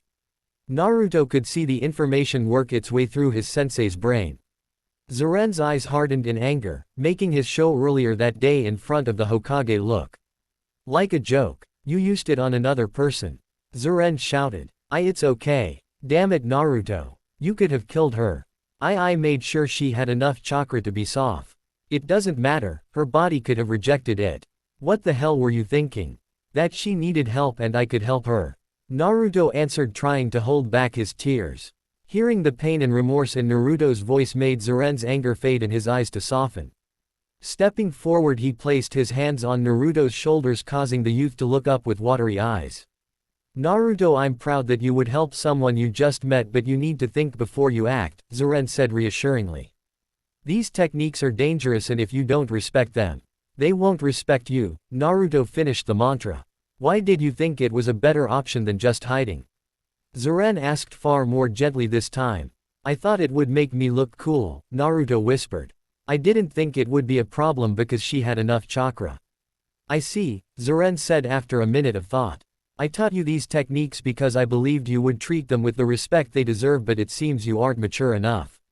Until I state otherwise, you are no longer allowed to use them under any circumstances." "Understood. But sensei." "Understood. Understood. Good. There's some stew on the stove, it should still be warm. Go eat," Zeren said, showing Naruto the kitchenette. Naruto helped himself to a bowl and sat down while Zeren continued reading a book he had opened. After Naruto had scarfed down his dinner, he tried to lighten the mood. "How did the negotiations go?" Before we were interrupted by some punk causing trouble, Zeren shot a glare at Naruto. "Good. We're in. So you mean we're going to be ninja?" Naruto asked, his smile returning. "After we pass their aptitude test, yes we will. Which means that you're going to need to study," Zeren said, hefting a textbook onto the table in front of Naruto. "Get studying. Don't you think it would be better to practice more practical skills? Like kunai, or kenjutsu, or I don't know, baking?" Naruto asked, edging away from the book like it was diseased. "Don't try my patience, Naruto," Zeren said, his voice gaining an edge. Knowing when arguing was a bad idea, Naruto pulled the book towards him and opened it, a look of disgust on his face. The next day, after eating a healthy breakfast, despite Naruto's best efforts, the pair headed towards the Hokage Tower where their specialized test would be conducted. They were met by the Hokage himself. "Good morning," the old man said. "Good morning," Naruto greeted back. "Ahem," Ziren coughed while shooting Naruto a look. Naruto looked confused for a second before a light bulb went off in his head. He moved so that he stood right before Hiruzen and bowed his head. "I am sorry for causing so much trouble yesterday," Naruto apologized. "It's fine. Reading about your escapades was quite entertaining. You have a real flair for the dramatic, Naruto," Hiruzen laughed. "Not many appreciate the art form. Thanks, Gramps." Thwack. "Dang it, Naruto, we practiced this, show respect," Ziren scolded Naruto. "Ha, ha, it's fine, I am an old man, it's appropriate after all," Hiruzen said laughing. "Naruto, you will be following Gecko here to your test. Adair, you will be following me," Hiruzen said as an Anbu wearing a gecko mask appeared next to him. Looking to Ziren for reassurance, Naruto followed the Anbu as Ziren followed Hiruzen. "So what will my test entail?" Ziren asked the Hokage as they walked down the street. "You obviously are intelligent, otherwise we would have found you years ago. You have extensive knowledge of the elemental nations thanks to your mercantile experience, and you can also obtain sensitive information as proven by the intelligence you gave us for your defection. All that leaves is your combat capabilities." "Ah, here we are," Hiruzen finished as they walked into a clearing in the middle of a training grounds. Ziren surveyed the battle area as he stretched and prepared for combat. "Who will I be facing in this test?" "An Anbu?" Ziren asked as he turned back towards Hiruzen. He found himself speechless when he saw the Hokage hand his red-white robe and his hat to a waiting Anbu, revealing a battle outfit underneath. "You will be facing me," Hiruzen answered, putting on his war helm. "I haven't had a real fight in quite a long time. I do hope you'll give me a decent warm-up," Hiruzen smirked. Wait, let's talk a boo." "Shadow Shuriken Jutsu," Hiruzen shouted as he threw a shuriken that then multiplied into 100 heading straight for Ziren. "Phew." The sound of young children running and laughing filtered into the empty classroom from the school grounds outside. Well, almost empty classroom, empty save for one very depressed heiress. Hinata had not been allowed out of the clan compound since the night she said goodbye to Naruto a little under a week ago. Her father was absolutely livid with her, believing she had disgraced the clan. He put her on a brutal training regime, stating that he would make a suitable fighter out of a failure like her. She was pretty sure that the only reason her father let her leave today was because he was legally bound to. She left as soon as she could, which resulted in her being over an hour early. Having nothing better to do and being tired from her father's training, Hinata laid her head down for only a few minutes. She was rudely awakened by what felt like a stampede of angry oxen. Opening her eyes, Hinata saw what looked like a pink blur and a yellow blur fighting over a black blur. Rubbing the sleep out of her eyes, Hinata got a better look at what was going on. A girl with bright pink hair was arguing with a blonde-haired girl over who got to sit next to a black-haired boy. And so began the daily ritual of Sakura and Ino fighting over who got to sit next to the class heartthrob, Sasuke. She didn't understand what they saw in him. He was cold, distant, and just plain mean. Naruto, on the other hand, was nice, warm, and went out of his way to help people. And she didn't know why she was comparing the two. Luckily her teachers Iruka and Shizune walked in, preventing her from taking that train of thought too far. Quiet down, everyone to their seats," Iruka shouted over the noise of the excitable new genin. "As of today you are all genin, official ninja. And we are proud of all of you," Shizune continued for Iruka. "You will be going out and serving the village. We are sure all of you will make splendid ninja. Now we will split you into teams of 3 under a Junin sensei," Iruka said, picking up a clipboard on his desk. "Now pay attention," Iruka said as looked at a clipboard in his hand. "Now on team 1 under," and so Iruka spoke out name after name of Hinata's classmates. There was cheering, there were tears, and there was indifference as friends were separated or put into the same teams. Hinata was only barely paying attention until Team 7 under Kakashi Hatake will be Sakura Haruna, Kiba Inuzuka, and Sasuke Uchiha. "Yes," Sakura yelled as she leapt out of her chair. Poor Sasuke being held back by Billboard Brow, Ino said loud enough for Sakura to hear. What was that pig? Sakura shouted back at Ino. You heard me forehead. Ino replied, butting heads with Sakura. Sasuke, as per normal Sasuke, didn't even acknowledge the argument going on not even a 2 feet from him while Kiba had his head on his desk trying to block out the sound while his ninkin, Akamaru, was in a similar posture on Kiba's desk. Iruka was about to shout down the kids when he felt a hand on his arm. Looking over he found Shizune calmly walking towards the pair of yelling girls. Sakura, Ino, what would Lady Tsunade think if she saw 2 of her favorite students acting in such a manner? Shizune asked with a smile. The room went deathly quiet as the students imagined what their medic teacher, Tsunade, would do. With audible gulps Sakura and Ino sat down quietly and let Iruka continue calling out the teams. Are we ready to continue? Good. Iruka flipped a page on his clipboard before clearing his throat. Team 8 under Kurenai Yuahi, Shino Aburame and Hinata Hiwai Ga. You will be meeting your 3rd team member later today. Team 9, Hinata stopped paying attention as she looked over at Shino, a taller-than-average student who had spiky black hair, a gray trench coat, and a pair of sunglasses that were perpetually on his face. Meeting Hinata's eyes, Shino bowed his head in acknowledgement before bringing his attention back to the teachers.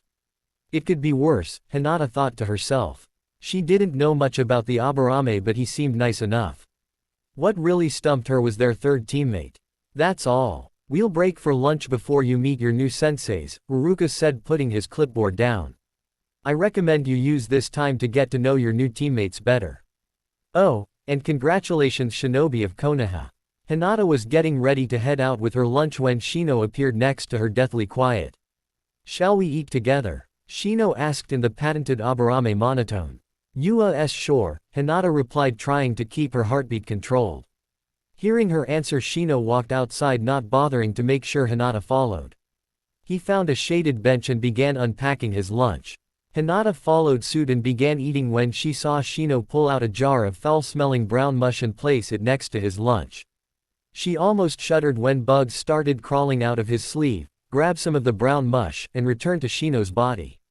Almost shuddered, because shuddering in the presence of an Aburame was considered a great insult to them. What's that? Hinata asked, pointing to the foul-smelling stuff. My kikaichi require nutrients not commonly found within the human diet, therefore I must supplement my intake, Shino answered without so much as an inflection. Wouldn't it be more efficient to eat it yourself? Hinata asked, trying to use bigger words to impress Shino. Yes it would be, the Aburame answered. Then why don't you eat it? Hinata asked, confused. Because it tastes terrible, Shino said plainly. Hinata was surprised to hear such a normal answer from the nicknamed Bug Boy. Who do you think will be our 3rd teammate? Hinata asked in an effort to maintain the conversation. Someone who was trained in isolation from the academy, possibly. Or someone from a genin squad whose teammates have been promoted or killed. Shino answered. Makes sense. What about RS Sensei? Have you heard anything about Kurenai Yuahi? Hinata asked. No, but my father lent me his bingo book for today, Shino said, pulling out a book from his trench coat. Opening it, Shino began leafing through its pages looking for information. Kurenai Yuahi, aka the Genjutsu Mistress, Junin of Konoha, age 27, height 169.1 centimeters, weight 54.4 kilograms, notable characteristics: long, unkempt black hair and unusual crimson eyes, highly skilled in numerous genjutsus, considered very dangerous. Shino finished reading. She seems as skilled, Hinata said uncertainly, trying to gauge Shino's reaction. From the book, yes. She does. But as is often the case, reality will most undoubtedly be different. Shino finished and continued eating his lunch. Conversation after that petered out since Hinata was too shy to carry on talking and Shino, having nothing to say, said nothing. After they finished eating, Hinata and Shino cleaned up and made their way towards the classroom. They were 2 of the first and waited for the rest of class in awkward silence. The minute the bell rang signaling the end of lunch, the classroom door opened and in stepped a black-haired, red-eyed woman matching the description Shino read in the bingo book. She was wearing an unusual dress that looked like it was made of wide bandages with one sleeve longer than the other, with the usual flak jacket over her blouse. Hinata, Shino, she said, scanning the classroom. When she saw the two genin stand up, she waved them forward and left the classroom. Hinata and Shino both rushed out of the classroom following their new sensei. I would normally introduce myself, but we are missing our third teammate. Let's go meet him, she said with a reassuring smile. Hinata decided that she liked her new sensei so far. Let's test your speed, keep up. And with that, Kurenai rushed out of the school and started jumping from rooftop to rooftop with Shino and Hinata close on her heels. They finally slowed down when they landed in the middle of a training field. They were not, however, alone. An orange-clad blonde-haired teen was leaning against a tree. When he saw the newcomers, his face lit up into a dazzling smile that made Hinata's stomach flutter in a most delightful way. Hinata! Naruto yelled, waving. Before Hinata could respond, Naruto rushed forward to stand inside Hinata's personal space. Not that she minded, mind you. I tried looking for you all week, but the guards in front of your house wouldn't even talk to me. They were so rude. Are you okay? We should go get some ramen after this. Wait. Naruto stopped his tirade and looked Hinata up and down. Something's different. What is it? He continued his studying of Hinata before his eyes rested on Hinata's neck. You became a ninja. That's awesome. A light bulb went off in his head. Are you on my team? Sweet. Finally coming out of her stupor, Hinata also noticed something different about Naruto. He had a Konoha forehead protector on. Why you became AAN Ninja Naruto?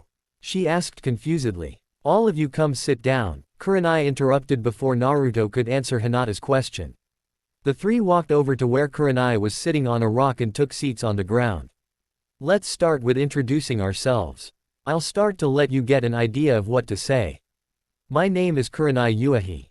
I like genjutsu, spending time with my friend Anko, and drinking tea on a calm, bright morning. I dislike cigarettes, men who think females are weaker than males, and whoever designed these flak jackets. This comment was punctuated by Kurenai adjusting said flak jacket. My dream is to create the most powerful genjutsu in the elemental nations. Now who wants to go next?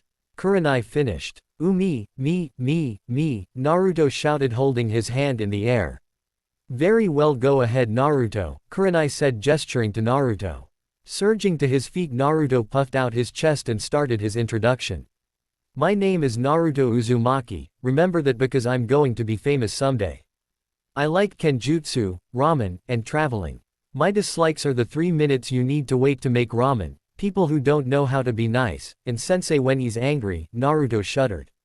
My dream is to one day be the strongest swordsman ever and to make the elemental nations roads safe enough that anyone can travel anywhere safely. Naruto finished sitting back down. Thank you, Naruto. Hinata, how about you next? Kurenai said, looking at Hinata. Oh okay. Hinata got to her feet much more slowly than Naruto. My same is Hinata Hyuga. I like F flower pressing, C cinnamon buns, and P playing with my Y younger sister. My dislikes are my S stutter, my subpar T taijutsu, and P people who J judge others. Hinata said, becoming depressed by her own introduction. My dream is T to one day become S strong E enough to BBC clan head. Hinata finished weakly. What are you talking about? You're awesome Hinata. Naruto beamed at the self-conscious girl who turned a very bright shade of red at the praise. Thanks Naruto, Hinata said with genuine thanks. Okay Shino, why don't you finish for us? Kurenai said, glad that Hinata was getting a self-esteem boost. Shino, who was observing his teammates carefully, got to his feet and began his introduction. My name is Shino Aburame. My likes include studying insects, breeding insects, and reading murder mystery novels. Why murder mystery novels? Because they are entertaining and help sharpen one's mind. My dislikes are insecticides, people who kill insects needlessly, and people who call my clan creepy. Naruto was starting to pick up pattern here.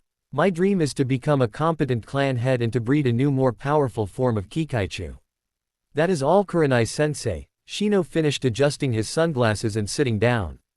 It's a pleasure to meet you all, however I am not your sensei, not yet anyway. Kurenai said, drawing questioning stares from the three sitting on the ground. What do you mean Kurenai-sens, Kurenai? Naruto asked. Right now you are probationary genin. Well, except for you Naruto, but that's besides the point. To truly become a genin you will need to pass a test administered by your to-be Jonin sensei. The true genin test, as it is commonly called. Be warned, this test has a 66% fail rate. Kurenai said seriously as the faces of the 3 genin also got serious. Now normally the test would be given tomorrow, but I don't want to waste time. If you're going to pass you will, and if you won't you won't. One night's sleep won't make a difference. Kurenai explained. What is this test? Shino asked. In this training ground I've hidden 2 coins looking like this. A ghostly image of a coin bearing the Konoha leaf symbol appeared floating over her palm.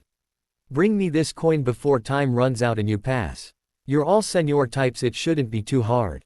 Her smirk said otherwise. B but S sensei, there are only T2 coins and TH3 of us. What happens to the TH3rd P person? Hinata asked, feeling very nervous about this whole scenario. They get sent back to the academy, Kurenai said in a no-nonsense tone. Hinata's face paled considerably as she tried to swallow past the lump in her throat. She didn't want to think about what her father would say if she couldn't even become a genin. Kurenai pulled out a timer and set it to 3 hours. But if none of you get a coin, all of you get sent back to the academy. I suggest you get searching. Realizing that they had a very limited window to search, the 3 genin darted off into the woods. Hinata stopped under a tree. If she was going to find one of those coins before the others, she would need every advantage she could get. Bringing her hands together in a seal, she shouted, Byakugan. The veins around her eyes bulged with chakra-infused blood as her eyes seemed to come into focus. Her Kekkei Genkai allowed her to see in 360 degrees around her as well as over great distances and through solid objects, but its most powerful ability was to see the chakra networks of living things. And it was this final ability that made Hinata gasp sharply. When looking at a person's chakra, it is quite easy to gauge their ninja rank. Civilians were like a glow-in-the-dark sticker. There was light there, but it was very faint. Genins were like candles, bright but sputtering. Chunins were torches, steady and shining. Junins were campfires, large and powerful. Hinata had once seen the 3rd Hokage with her Byakugan. It was like standing before a massive inferno.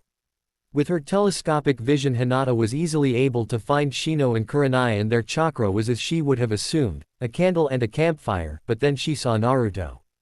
Stickers, candles, torches, campfires, even a raging inferno paled in comparison. Naruto shined like the sun itself. But more than just brightness, there was a warmth to it as well, like a soothing summer morning.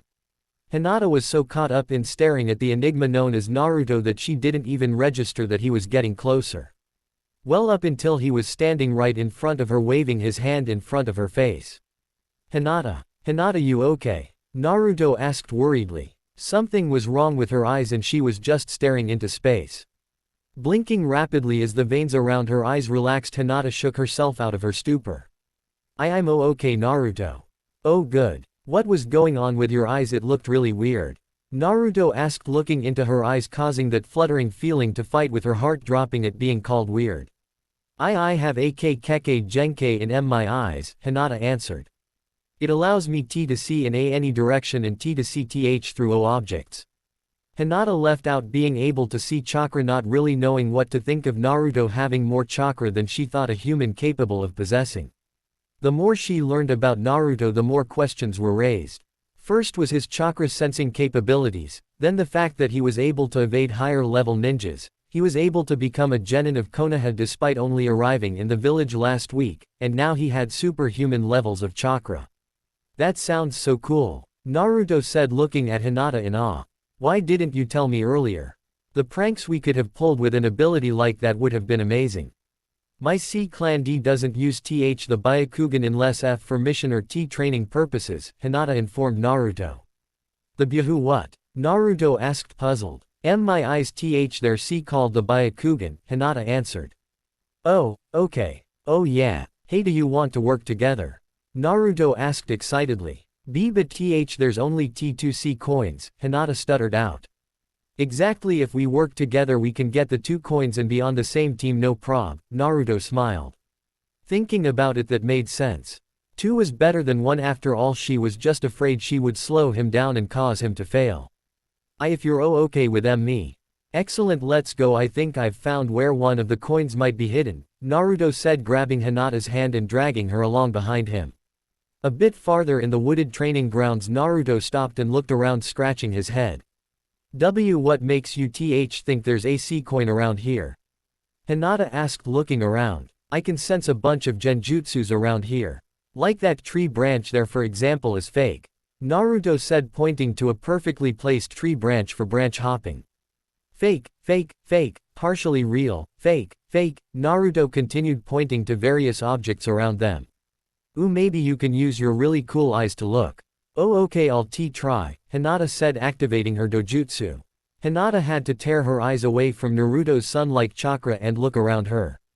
Naruto was right, a lot of what he pointed out was in fact a genjutsu. Continuing her search, Hinata did in fact find the coin. It was inside a hollow of a tree. The hollow, unfortunately, was actually pretty deep and very narrow. The hollow was too narrow to reach down, which meant that they couldn't get the coin out. Naruto tried. What if we cut it down?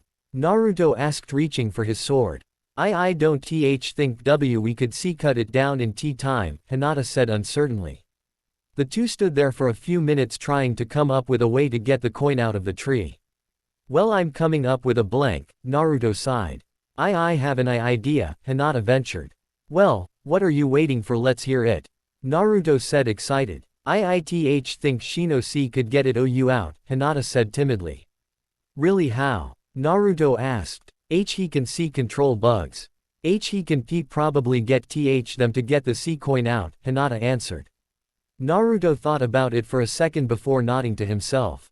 Well, we can't get the coin out, so might as well let Shino have it. Come on, let's go find him. Finding Shino was easy, they were both put on a scouting team for a reason. What is it that you need? I am quite busy right now, Shino said tersely, well tersely for an Aburame that is. We found one of the coins but we can't get it out. Hinata thought that maybe you could get it out, Naruto said, pointing in the direction of the tree. Why are you telling me this? Shino asked, puzzled. We can't get it out, no point in preventing someone else from passing, Naruto said simply. Thank you, Shino said after a moment of thought. He was surprised by his teammates, and he was not surprised easily. If he had found a coin he couldn't obtain, he was unlikely to inform the others of its location and would have instead kept the location to himself. Awesome, Naruto said and led Shino back to the tree. It's inside this hollow here, it's too small for either me or Hinata to reach down, but Hinata said you could get it out. Indeed, Shino said, extending his hand towards the hole in the tree. A buzzing sound filled the air and was quickly followed by a swarm of insects that flew out of Shino's sleeve and into the hollow. A moment later they returned with the coins that Kurenai-sensei had hidden. So you found this, Naruto? Nope, Hinata found it, Naruto replied. Shino walked over to Hinata. You found it, you keep it, Shino said, putting the coin in Hinata's hand. Hinata was dumbfounded and wasn't able to respond for a moment. No, WEC couldn't get it out, so you keep it. Hinata tried handing it back to Shino, but the Aburame stalwartly refused. I would not have found it without the two of you, therefore I am in your debt. I do not like being in other people's debt, Shino said, adjusting his glasses before turning back to Naruto. What shall we do when we find the other coin? Let's cross that bridge when we get to it. Any idea where to start looking? Naruto asked. My Kikaichu have detected a high concentration of chakra in that direction, Shino said, pointing. Lead the way, Naruto smiled, putting his hands behind his head. Hinata just stood there for a few moments staring at the coin. She was incredibly surprised. Not only had she managed to help Naruto, but Shino had also acknowledged her and gave her his coin. He sacrificed his own promotion for hers. Hinata, you coming? Naruto shouted, bringing Hinata out of her musings. See coming, she shouted, running after her teammates. Shino was leading Naruto and Hinata through the forest when Naruto started twitching his head. Ow, ow, ow, Naruto said, holding his hands to his temple and backpedaling before his foot hit a root and he tumbled gracelessly to the ground. Naruto, are you okay? Hinata asked worriedly. I think so, Naruto replied, still a bit dazed. What happened? Shino asked. I was just walking when there was like a burst of static in my head, Naruto said, rubbing his temples. Hinata, can you use your Byakugan to see what happened? Naruto asked, looking up at Hinata. Sure, bringing her hands up into a hand sign and shouted, Byakugan. The world grew sharp as the veins around her eyes bulged and her dojutsu activated. Scanning the trees around her, Hinata noted that there were small bits of chakra in the air that seemed to grow denser the farther into the trees they went. Not really knowing what she was seeing, Hinata explained it to Naruto and Shino. Fascinating, what exactly are we looking at? Shino asked, staring at the invisible chakra. I don't know, Hinata replied, wondering the same thing. Chakra, dimmer, glimmer, swimmer, no shimmer. Naruto shouts, jumping to his feet. My sensei taught me about these. They're called chakra shimmers. They're meant to block out and hurt sensor types. Naruto said while rubbing his temples. They work really well. They seem quite effective, why are they not more actively used? Shino asked, sending out his Kikaichu to gather information. They require a lot of chakra and will dissolve into the air after only a few hours. Naruto answered, trying to take a step forward before quickly jumping back and holding his head. You guys will have to search without me. It hurts if I go any farther. Can you mark out the perimeter of the chakra shimmer? Shino asked. That will narrow down the search area. If as you say that these things require a great deal of chakra, it reasons that such resources would not be wasted on a false lead. Hinata, let us begin searching. Nodding, Naruto took a tentative step forward before retreating. Repeating this process, Naruto dragged his foot through the dirt, forming a roughly 40-foot diameter circle. Shino meanwhile was releasing his Kikaichu swarms to filter out the chakra in the air while Hinata used her Byakugan to search the trees. It was tough going at first, the chakra shimmer made it difficult to see fine details. But as Shino's bugs ate the chakra in the air, she was able to see more clearly. Hinata saw Naruto join them in their search as the chakra shimmer faded, but she forced herself to look away and focus on finding the coin. Catching a reflection of light, Hinata found the coin wedged into a branch high up a tall tree. There it is, she shouted, catching the attention of the two boys. You sure? Naruto asked, squinting up at the tree's foliage. Why yes, Hinata said, trying to sound confident. See, can your bee bugs get it down? Hinata asked, turning to Shino. They're insects, and yes, Shino replied, lifting up his arms and releasing even more of his Kikaichu. After a few minutes, Shino's insects were still not coming back down. Everything working all right? Naruto asked, starting to get impatient. It seems that the coin is wedged deeply in the wood and my Kikaichu do not possess the requisite strength to pull it out. Shino replied, calling his insects back. Someone will have to climb up there and get it. I'll get it, Naruto said, stretching his arms. Are you sure why you're okay? The chakra shimmer is weak but still active. Hinata said worriedly. No, I'll go. Naruto was hiding it well, but Hinata, with her sharp chakra-enhanced eyes, could tell he was still in pain. She had been working on her tree walking skill and was sure she could get to the top with no problem. Step back. Putting some distance between herself and the tree, Hinata took a deep breath before sprinting towards the tree. When she reached it, she leapt up and channeled chakra into her feet, adhering her to the rough bark. Taking a few steps up, she made it to the first branch. Using it, she vaulted even higher up the tree, allowing her to take a couple more steps. After repeating this a few times, Hinata found herself on the branch with the coin. She balanced herself, trying to catch her breath after her trying climb. Hinata, that was awesome. Naruto shouted up to the Hyuga, causing her to blush. Adjusting herself, Hinata found the coin that was wedged about halfway into the branch.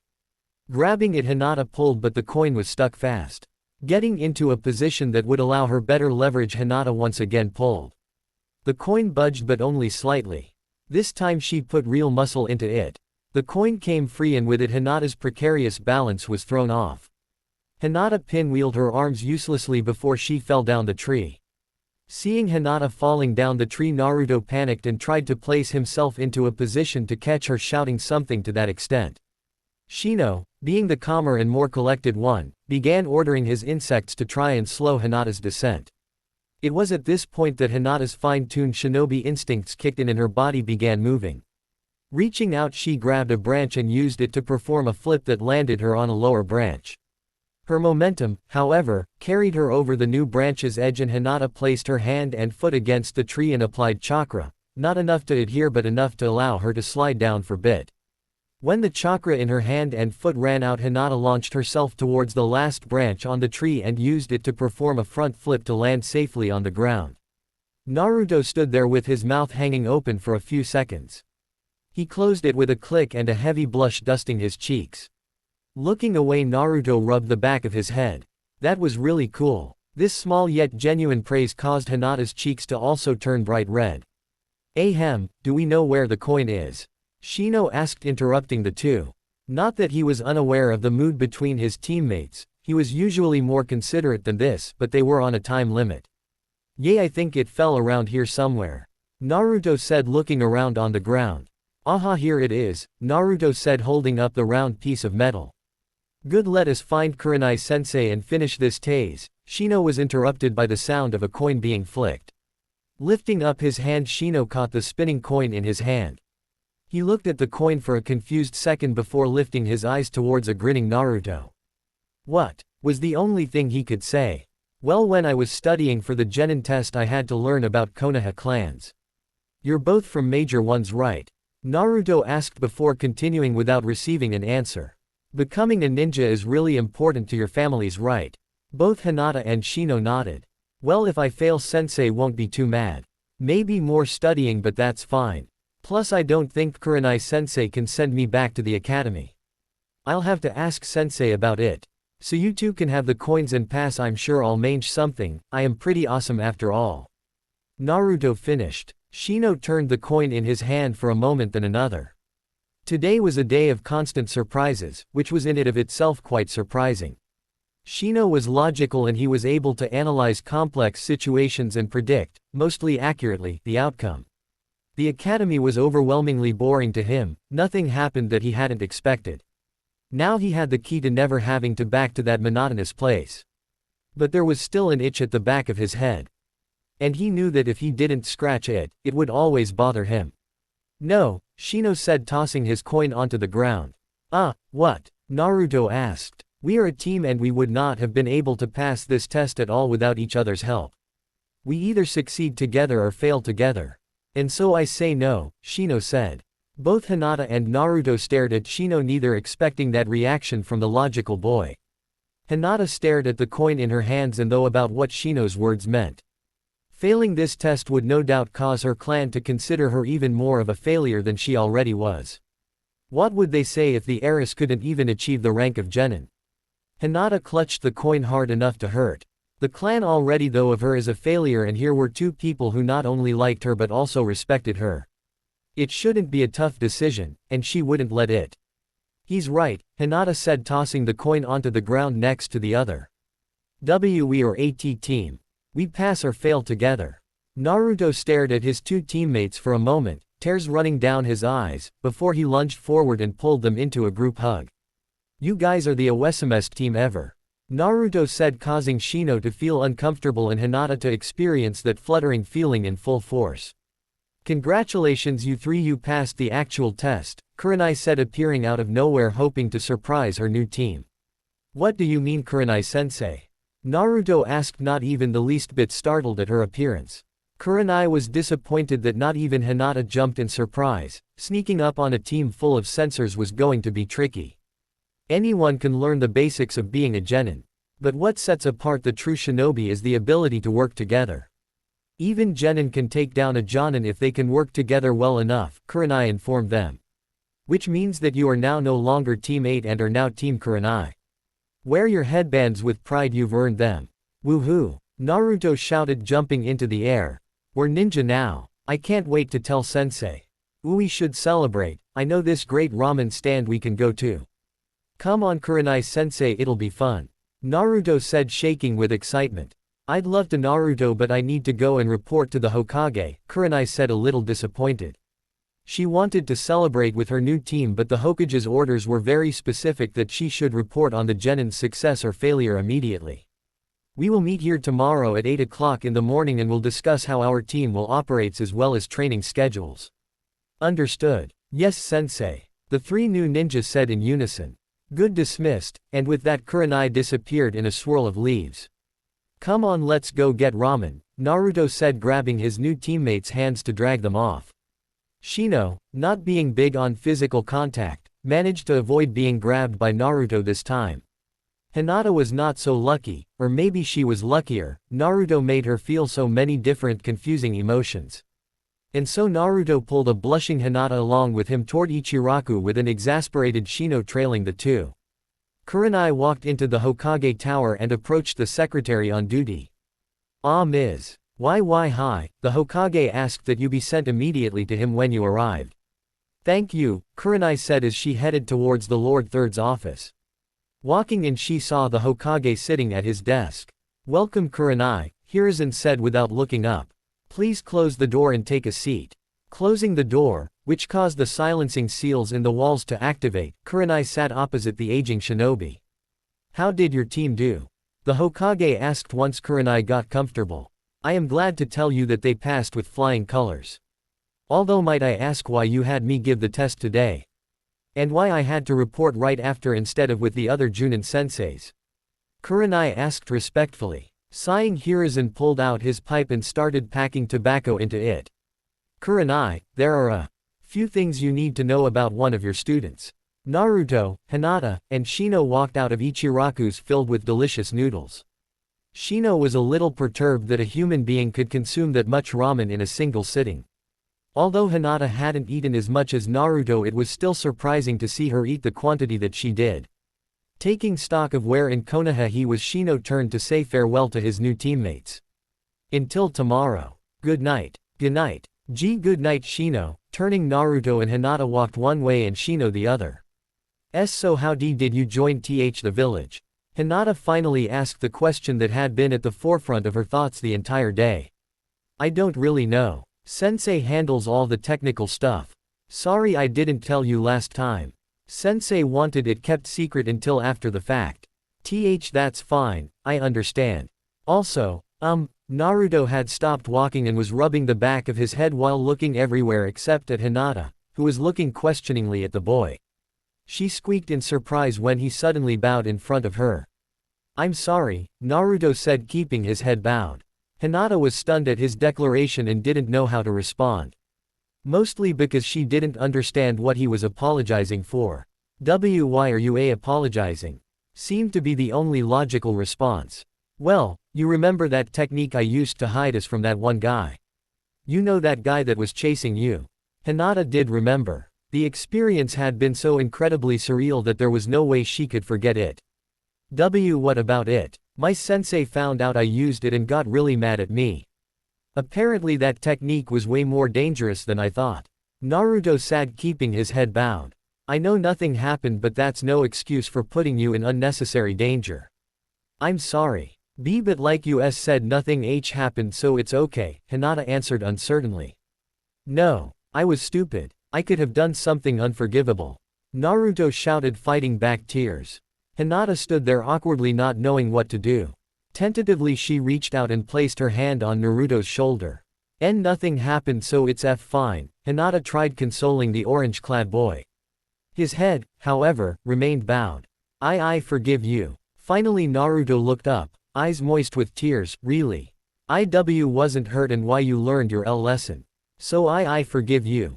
A small smile finally came across Naruto's face as a weight seemed to lift from his shoulders. "You really are the best, Hina." Hina. Hinata stuttered out and, realizing she was still touching Naruto's shoulder, quickly pulled her hand back even as her face heated up. Friends give each other nicknames, so I gave you one. Unless you don't like it though." Naruto said, starting to look unsure of himself. It's fine," Hinata said softly, pressing her fingers together. "Then it's alright if I call you Hina." But it's kinda embarrassing." Hinata replied, wondering when she started pressing her fingers together. Naruto crossed his arms with a look of concentration on his face. "What if I only call you that when we're alone?" Naruto asked. Hinata blushed furiously. That was even more embarrassing, but for different reasons. Having no other answer, Hinata finally responded. "Okay. Come on Hina, let's go." Naruto started walking again, a giant megawatt smile on his face. More of Hinata's blood rushed to her face and her stomach started fluttering when he called her that. She really needed to ask someone about this. Shino had finally arrived at his clan compound and wound his way through its streets until he finally arrived at his house. Stepping into the entryway, Shino shrugged off his trench and took off his shoes before moving towards the living room. Inside, Shino found his father, Shibi. "You were absent for the weekly clan dinner," Shibi said, turning towards his son. "I apologize, father, I was." "Oh, leave him alone, Shibi," he was spending time with his new friends. He can afford to miss one stuffy old clan dinner. A woman said, walking into the room carting a tea tray. She had long black hair done into a braid and soft hazel eyes. This woman was Shino's mother, Rebecca, an entomologist born in the land of lightning. She had fallen in love with the Abarame's Kikaichwai insects and later with the Abarame's clan heir Shibi. Teammates, Shino corrected his mother before taking a seat opposite his father. Yay, yay, yay. Here I made some tea, Rebecca said, placing the tray on the coffee table and pouring tea for all three of them before sitting next to her husband. Shino and Shibi both started spooning sugar into their teas and continued until Rebecca finally slapped their hands to get them to stop. Who is your Jonin-sensei? Shibi asked, taking a sip of his now very sweet tea. Kurenai Yuahi. She is quite skilled, you would do well to heed her, Shibi said, trying to scoop more sugar into his tea before being stopped by his wife. Yes, and your new friends. Rebecca probed. Teammates, Shibi corrected, his wife only waved him off. My first teammate is Hinata Hyuga, Shino said. Ooh, a girl, is she Cu-te? Rebecca asked, leaning forward. Objectively speaking, she would be considered cute, yes. Before you get your hopes up, mother, she is highly enamored with my third teammate. Shino answered. Love amongst teammates, how scandalous. Your mother's teasings aside, do you think such feelings will interfere with your team dynamic? It is hard to tell at this moment, but I am hoping that things will not become awkward, but that seems difficult as my third teammate reciprocates Hinata's feelings to some degree. Whether either of the pair are aware of the other's feelings or even their own is another matter entirely. Father, do you still have that book, Analyzing Interpersonal Signals? I wish to go over it again. Shino asked, pouring himself more tea and unsuccessfully sneaking in more sugar. The one authored by Shirohara. Yes, I do have it in my library, I can give it to you at breakfast tomorrow morning. Thank you, father. Enough, tell us about your other friend, Rebecca said, trying to bring the conversation back around. Teammate, Shino corrected. My third teammate is unusual. Shino said, trying to figure out how to describe the orange-clad boy. Well, start with his name, Shino's mother prodded. Naruto Uzumaki. Shibi started at this and spilled a drop of tea down the side of his cup, which he quickly wiped away. For an Aburame, however, he might as well have spit his drink across the room. You know of him, father? I know of the name, but was unaware that he was inside the village. Yes, he was adopted at the age of 4 by a traveling merchant and has been on the road since. How do you know of him? I know of him due to his relation to a mission I participated in some time ago. I cannot elaborate further. Adopted, you say? If Shino didn't know his father better, he would have thought he sounded self-satisfied. Intriguing. What is the boy like? Rebecca asked. The best word I can use to describe him is bright. He is cheerful and smiles without a need to. I am concerned that he is not prepared for the profession he has chosen. Perhaps the reason is because he grew up outside a hidden village. Sometimes, Shino, the life of a shinobi is chosen for you. Shibi said solemnly. What do you mean, father? That is all I can say on this matter. Please continue with your assessment of your teammates. Very intriguing. As much as I do not believe Naruto is ready to face the reality of what it means to be a shinobi, it is due to his kindness that I was able to infer the actual purpose of the true genin test administered to us today. How do you think your team will fare in future endeavors? I need more data before I can make a more educated prediction. I shall have to watch my teammates closely. Friends, Rebecca corrected. Shino and Shibi sighed in defeat. It was a calm and peaceful morning in the village hidden in the leaves. The sun was rising, bakers were preparing their bread, shop owners were sweeping their stoops, and lines were reaching out the door at the coffee shop. All was peaceful except for an orange blur sprinting along Konoha's rooftops at a breakneck pace. More specifically, an orange blur that was running late. Spotting his team waiting for him in the training grounds, Naruto put on a final burst of speed. Unfortunately, he was in a forest and there were roots rather close to the surface. Naruto's foot hit one of these roots and put him flat on his face. But like a wise physicist once said, a body in motion tends to stay in motion, and Naruto was made intimately aware of this law of physics as he slid along the rough ground only to stop in front of his teammates. Hey, are you alright, and Naruto? Hinata asked worriedly, only to be answered by an electronic beeping sound.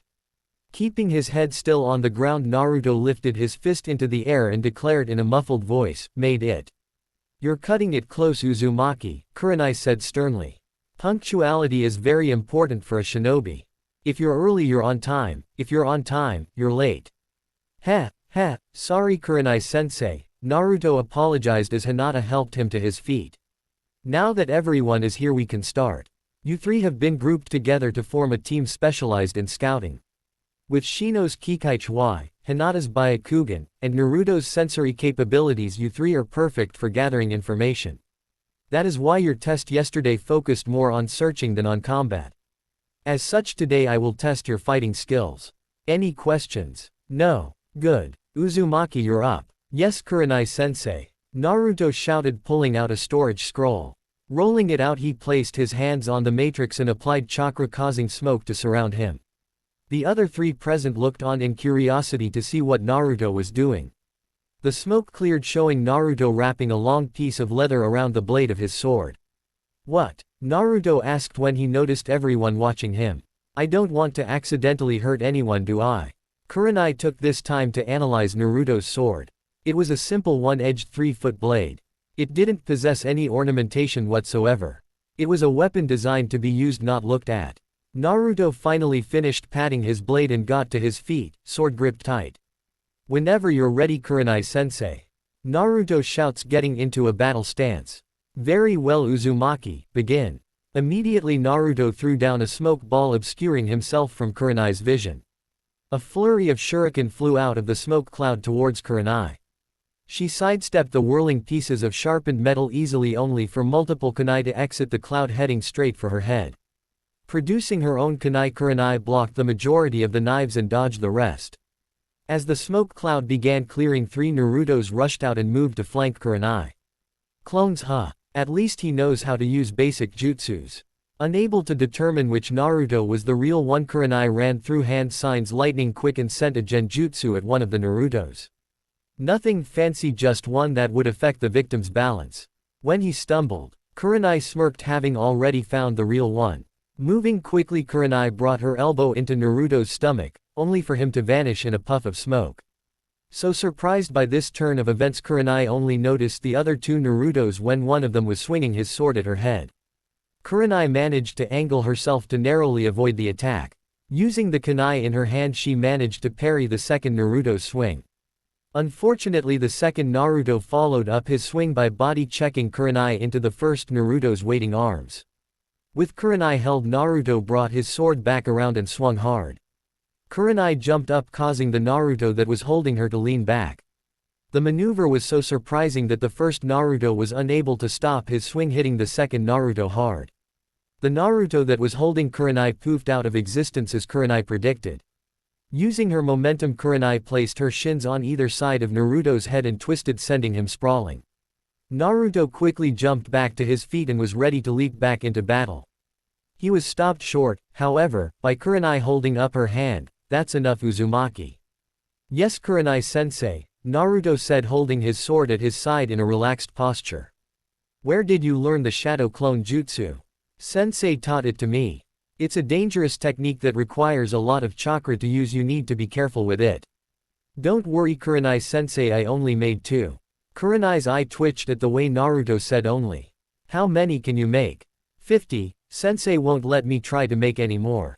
"50. Kurenai was stunned. She could maybe make 4 shadow clones, but would be almost useless afterwards. "That brings up a question I have been puzzling over since yesterday's test," Shino said, walking up to the pair, Hinata at his side. "You seem to possess an inordinate amount of chakra for one of our age, and I have meant to ask how." Hinata had also been wondering but was far too shy to ask. At this seemingly innocent question, Naruto started looking incredibly uncomfortable. His eyes started darting here and there as though looking for an answer, while sweat started running down his face. He is a member of the almost extinct Uzumaki clan. They were known for their mastery of Fuinjutsu and for having higher than normal chakra reserves. Kurenai answered for Naruto. "Why, yay, I'm an Uzumaki. In case you haven't noticed, we're pretty awesome," Naruto said, rubbing his finger underneath his nose. Naruto was many things: a prankster, a ramen connoisseur, even a competent swordsman, but a convincing liar he was not. Shino knew about the Uzumaki clan, of course, but from what he understood Naruto had more chakra than what was normal for an Uzumaki adult, much less a child. He did not, however, push the issue since the question was obviously a tender spot for his teammate.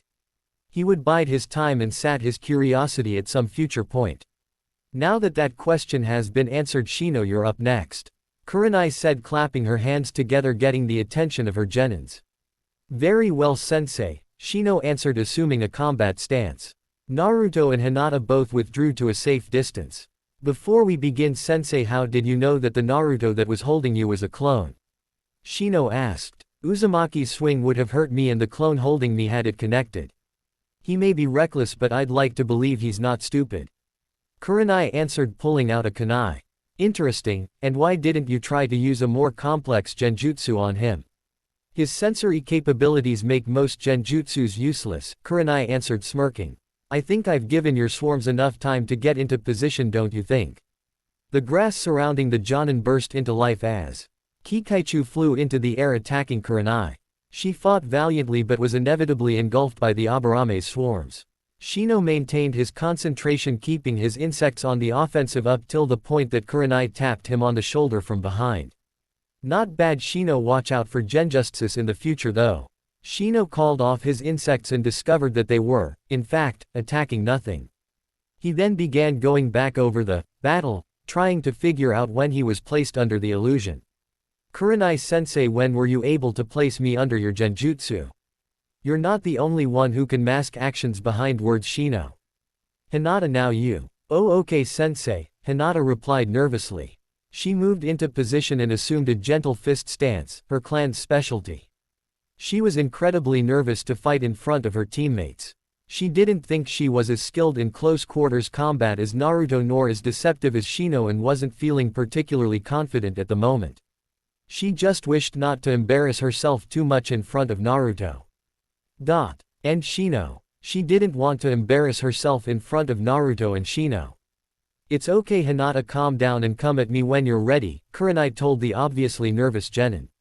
Nodding, Hinata ran through various hand signs before finally shouting, Byakugan. Instantly the veins around her eyes bulged and her pupils almost became visible. The range of her vision increased dramatically and the chakra network of the people around her became visible. She analyzed Kurenai's stance and started thinking up plans of attack. However, every method she came up with was discarded for one reason or another. She began despairing that she wouldn't be able to even start the spar. Her father was probably right and she was a go, Hinata. Naruto yelled. Hinata was able to see Naruto cheer for her without moving her head due to her dojutsu. Which was lucky because that short and simple encouragement caused her to blush. Bringing her thoughts back to the situation at hand, Hinata realized that she would just have to do her best and see what happened. With little forewarning, Hinata charged her Jonin-sensei chakra-laced palm leading. Kurenai managed to dodge the first strike easily, but Hinata stepped in closer and brought her other hand in for a second strike. Kurenai managed to block the attack by striking Hinata's forearm and pushing her hand away. The battle continued in this manner for another couple of minutes, with Hinata attacking and Kurenai dodging or blocking the strikes. Hinata's confidence waned with each missed attack until she was barely putting effort into her taijutsu forms. Kurenai, seeing this, finally ended the spar. That's enough, Hinata, I have enough information for now. That was a cool fighting style you were using, what was it? Naruto asked Hinata as he walked over to her. It's called the G gentle fist style. It's only used by my C clan. Hinata answered. What does the chakra in your palms do? It didn't feel like the kind used to make your attacks stronger. I can send the CH chakra into my opponent's body and do D damage internally. Ooh, that's so awesome. How Mew. That's enough, Uzumaki. Hinata is tired from the spar, let her rest.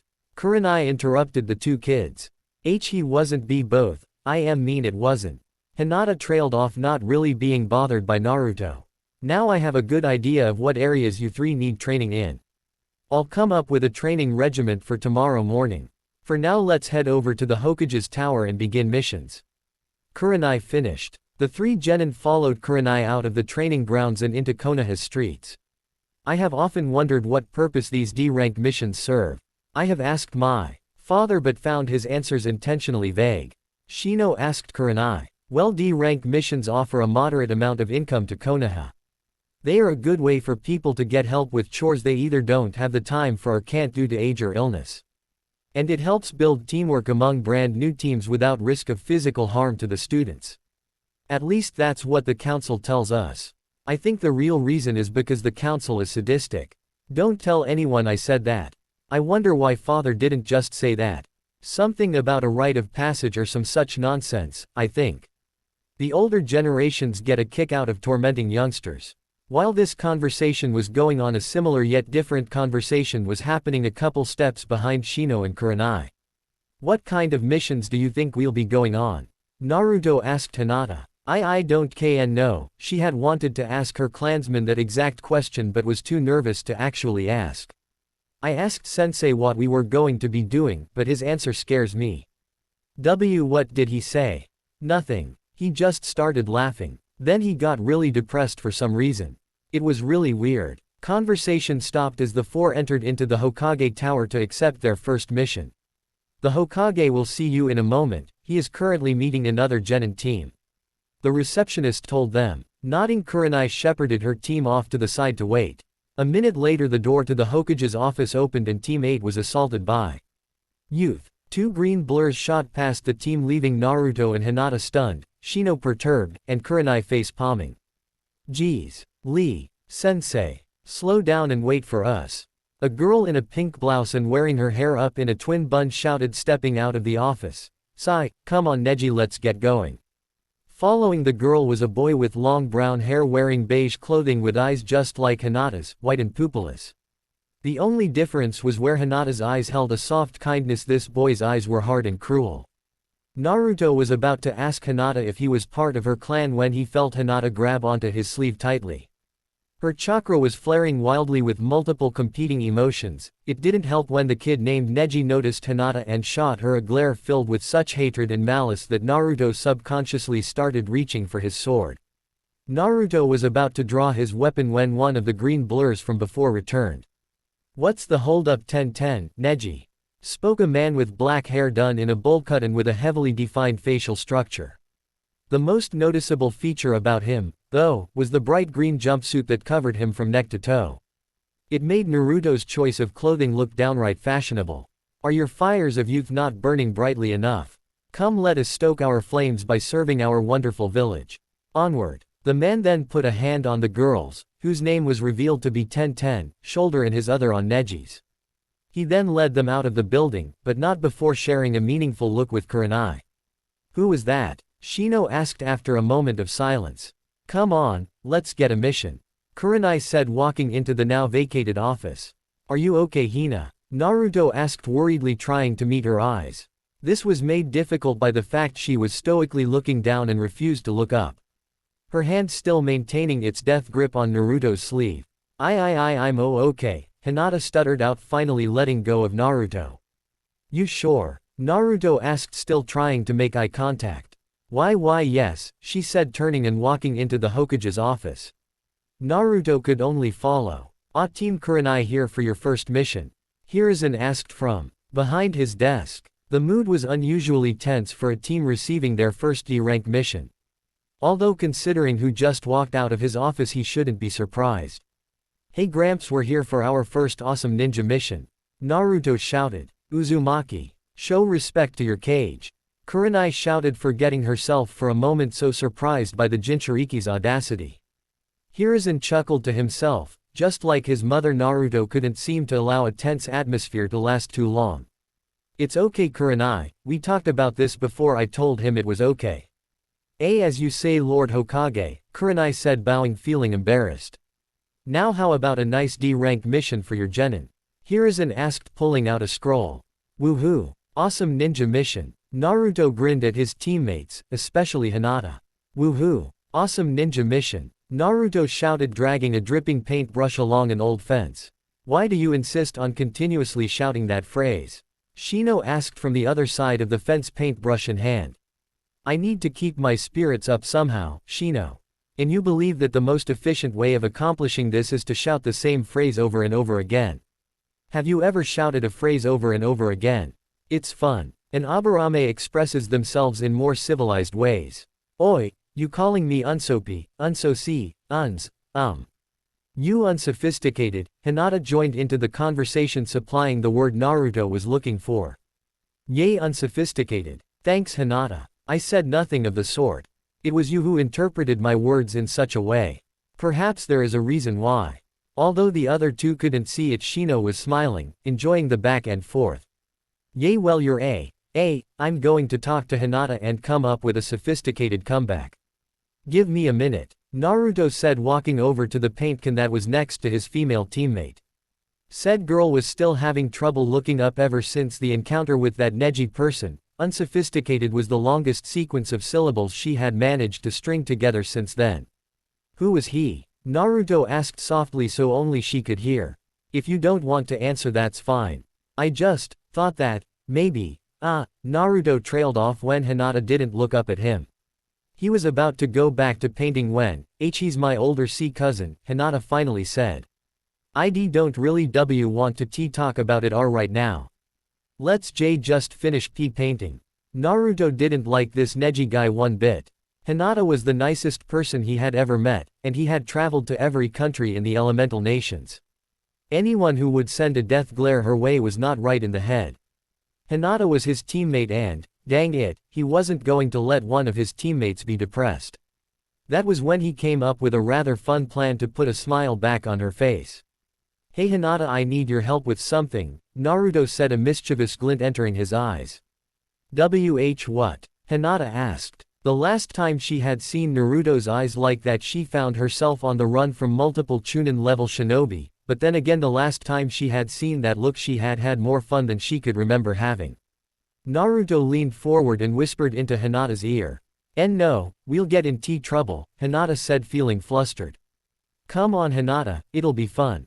But I'll buy you a cinnamon roll, Naruto said pleadingly. A cinnamon roll did sound good right about now, and what Naruto had planned did sound fun. Maybe her father was right and Naruto was a bad influence on her. But then again, cinnamon rolls. Oh okay. Shish Shino. Shino stood up from his painting and turned towards his teammate. Yes Hinata. I was wondering if. Got you. Naruto shouted, launching himself from his hiding place, paintbrush leading. Shino however simply sidestepped the awkward attack and stuck his foot out, tripping Naruto. After hearing about your pranking spree when you first entered the village, I must admit to disappointment if this was the best you could do. Shino said, adjusting his glasses and turning back towards Hinata. And Hinata, that was a poor attempt at distribution. Splat. Shino found himself stunned by the fact that his face was now covered by paint. Wiping the paint from his glasses revealed Hinata with a paintbrush in hand, trying to hold in her giggles. The thrill of disobeying her father and doing something her clan frowns upon was making her feel giddy. Thoughts of the encounter with her cousin mostly forgotten. Et tu Hinata? Et tu? Shino asked, trying to wipe the paint from his face. Sorry Shino, Hinata managed to get out before finally succumbing to her giggles. I'm the prank king, you'll never see them coming. Naruto smiled proudly. How's that for unsophisticated? Still very much so, Shino said, eyeing Naruto up and down. Shino's hand holding his paintbrush twitched when. Splat. It was Naruto's turn to be stunned as Hinata had turned and smacked him with her paintbrush. Oh, that's it, you're getting it now. Naruto shouted, holding his paintbrush like a sword. Hinata responded, holding her brush in front of her defensively. Attack. Naruto moved forward. That's enough Uzumaki. Kurenai said sternly, bopping Naruto on his head. That's enough, back to work. Kurenai would have stepped in sooner, but it was nice to see Hinata cheer up after what happened with her cousin. We're shinobi of the leaf, now let's act like it. Yes Kurenai-sensei, the trio said in unison before going back to the fence. The sun was beginning to set as Naruto, Hinata, and Shino were walking down the street after Kurenai had dismissed them. Their D-rank missions for the day had included fence painting, helping an elderly couple move furniture, and weeding a garden. "Mon, I am hungry, let's go to Ichiraku and get some ramen," Naruto said, rubbing his stomach. You seem to have an unhealthy obsession with your food preferences, Shino said, adjusting his glasses. But ramen is the food of the gods, Naruto defended his favorite meal. We could easily eat it every day and never grow tired of its amazingness. I believe, quite firmly, that you could most easily accomplish such a feat. Those of us who actually take health seriously and wish to see our next birthday could not. Shino deadpanned. Come on, it's so good, Naruto pleaded. Let's do rock, paper, scissors to see where we go to eat. And Naruto Yuki promised me a cinnamon roll, remember? Hinata asked while pushing her index fingers together. Oh yeah I did didn't I? Naruto said rubbing his chin.